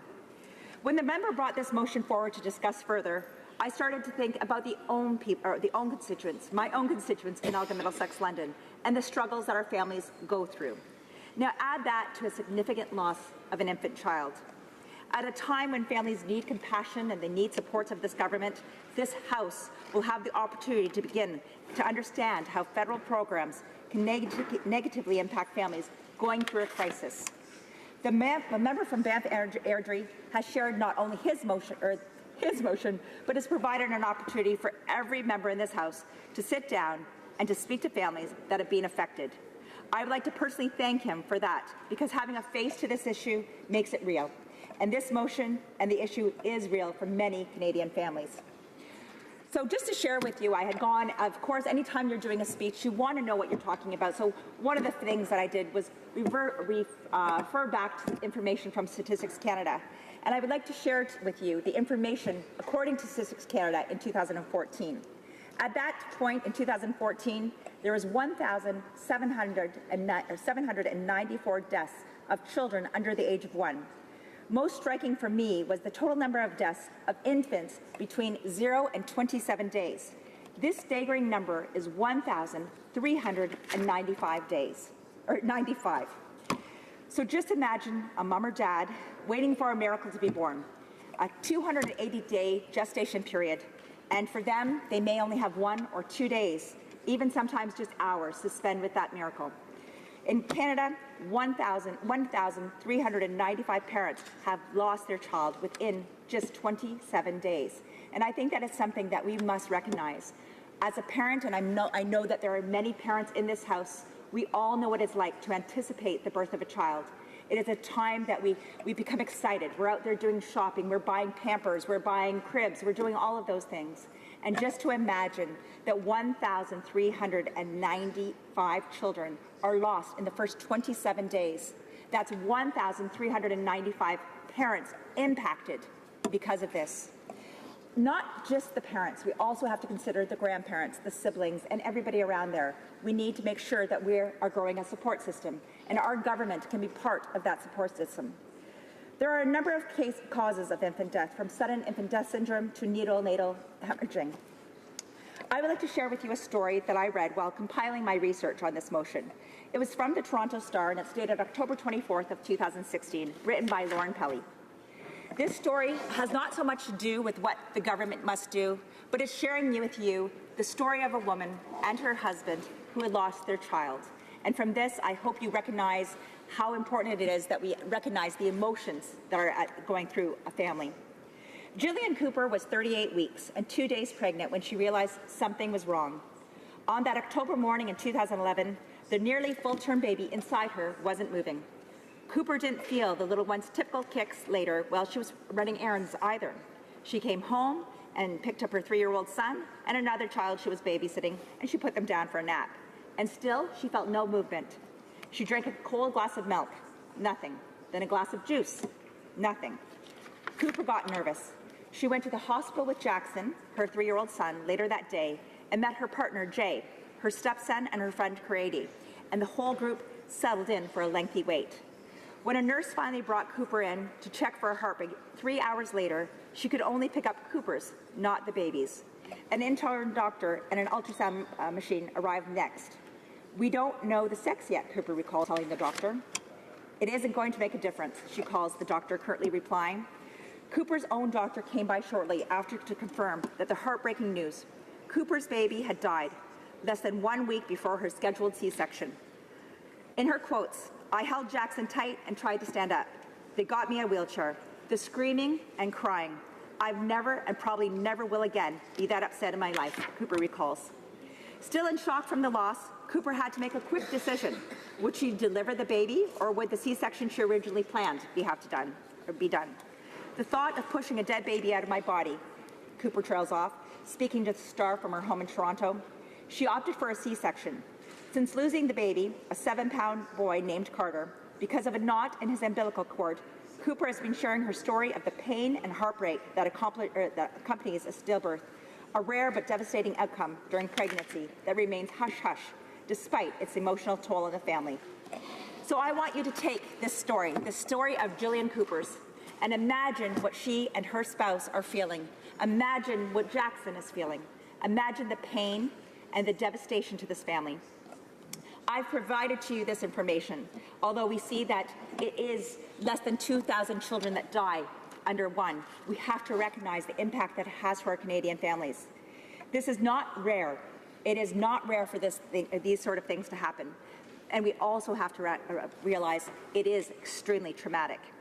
But what happens next is what we as parliamentarians can discuss. We can take a story like Jillian Cooper's and think, how can we be part of the solution to help make things easier for someone like Jillian Cooper? We have an opportunity to think about how federal government programs impact these families who have gone through a horrific experience. So I want to share with you some things that we as members may not already be aware of. Through Service Canada, under the critically ill benefit, if your child is ill, a parent can take up to 35 weeks off during the child's illness, but this is not extended beyond the date of the death. So for instance, your child has been ill for let's say 34 weeks. Your child passes away. Your employment insurance critical benefits cease at the time of the child's passing. Now, some of you may say, well, this is easy. There's a simple solution. We'll switch it over to sick benefits. It sounds fine, but there needs to be an advocate. There needs to be somebody there on behalf of this family. There needs to be somebody who is going to be advocating and making sure she is getting the customer service that this government and all governments should be providing, and that Service Canada has the ability to do. What would we do to help a family? Is there a way that we can adjust this to make sure that transitions are smoother for these families? Should this be an automatic transition from one type of benefit to another? This is exactly what this study is going to do. It's going to look at these benefit programs and how we as parliamentarians can look at these sad times and how we can make a difference in somebody's life. How about one who is on a maternity leave? One is eligible for 15 weeks of maternity leave. But let's say, for instance, the child passes on week 14. Did members of Parliament know that the person on maternity leave is granted only one more week? She's only given 15 weeks of maternity leave, meaning she is expected to go back to work after her 15 weeks, after the loss of her child one day. And yes, I'm getting that. So I'm passing on to the next page quickly. Thank you. I just want to remind everybody, this is a really important motion. There is not a lot of time for these families, but we need to make sure that we give them the time. We must make the time. Please vote to support this motion so that we can study this in committee so that we can make the difference for these families that need us when they need us most. Thank you. Resuming debate, the reprise de débat, the Honourable Parliamentary Secretary to the Minister of Transport. Thank you, Madam Speaker, and I want to begin by thanking my colleague from Banff Airdrie for giving this House the opportunity to address this very important issue through Motion 110. The sudden and unexpected loss of a child is a tragedy, and our heart goes out to any parent who has to endure such a horrible experience. Our government stands in support with all those families experiencing such unimaginable nightmares. M110 orders the Standing Committee on Human Resources, Skills and Social Development and the Status of Persons with Disabilities, called HUMA, to undertake a study of the impact on parents who have suffered the loss of a child and explore new ways to support these parents. While the motion's goal is admirable, I do have to express some concern with the wording. In the past, there was no issue with the previous government about determining or disregarding the independence of committees. we've really tried hard to make committees more autonomous. There's a challenge in the way that M110 dictates guidelines and timelines to HUMA. And it's also challenging in more than one way, and it's also a challenge to be enforced. But we do agree that M110 tackles a very serious issue. It shines a light on a topic that may not be discussed as much as it deserves. Our government sympathizes with Canadians who lose an infant child to sudden or unexpected causes, including the case of sudden infant death syndrome, and we fully recognize the challenges these families face. While we understand that no amount of benefits could fully heal the pain of losing a child, it does bear mentioning that there are a number of existing supports available for these parents, and I understand the challenge that they're facing. These supports include paid bereavement leave under the Canada Labour Code, employment insurance, maternity and sickness benefits, and corresponding leaves under the Code, as well as community-based and employer supports. For example, EI maternity benefits could support a mother's physical and emotional recovery up to 15 weeks surrounding childbirth. These benefits continue to be payable in the tragic event that a child passes away. Grieving parents may also be eligible to receive up to 15 weeks of EI sickness benefits should they be unable to work following the death of their child.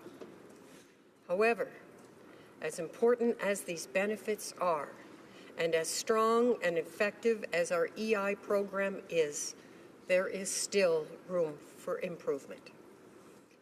We need an EI system that is flexible enough to accommodate the unique and different needs of every Canadian. We know that Canadians want options when they're trying to balance work and life responsibilities, whether it's caring for a sick family member or indeed grieving the loss of a child. And that's why our government introduced changes to EI maternity, parental, and caregiving benefits, as well as corresponding leaves under the Canada Labour Code that makes the system more flexible and more inclusive. That's why we introduced new measures that allow new parents the options of choosing between a 12-month benefit period or receiving benefits spread over 18 months at a lower benefit rate when caring for a newborn or newly adopted child. That's why we're also allowing eligible pregnant workers to start receiving maternity benefits earlier. We've also changed the system to help families who are going through difficult times.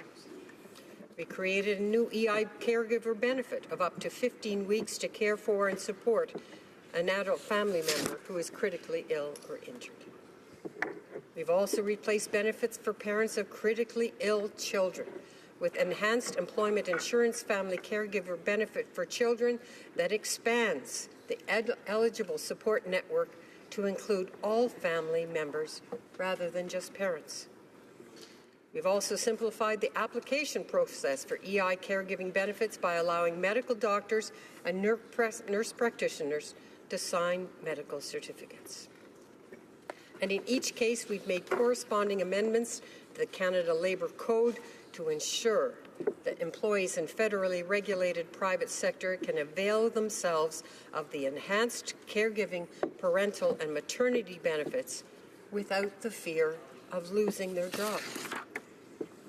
We've also amended the code to help employees find a better balance between work, family, and other personal responsibilities. And this includes making bereavement leave more flexible.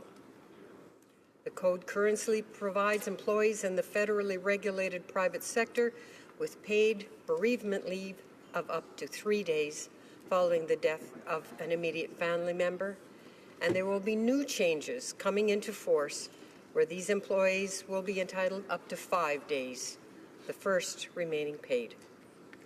Amendments to the code will also give employees the right to request flexible work arrangements from their employer such as flexible start and finish times and the ability to work from home.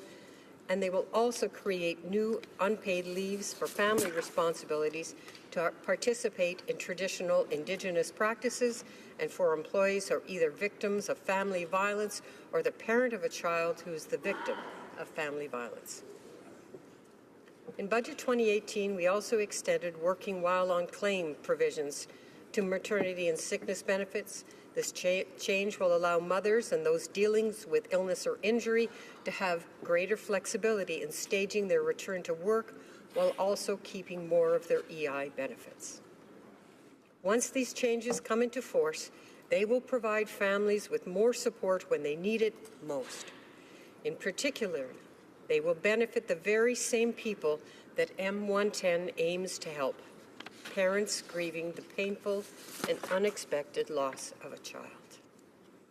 We will continue to deliver on our promise to all Canadians to improve the social safety net so that they can get the help they need when they need it. As always, our government welcomes input and discussion across party lines, both inside and outside of this House, to make sure that we are giving the best support possible to families who have endured the tragedy of losing a child to a sudden or unexpected cause. No parent should have to endure that loss, and our government sympathizes and stands in support of any families experiencing such grief. We must work together to ensure the proper supports exist and that they are accessible to all. Thank you, Madam Speaker.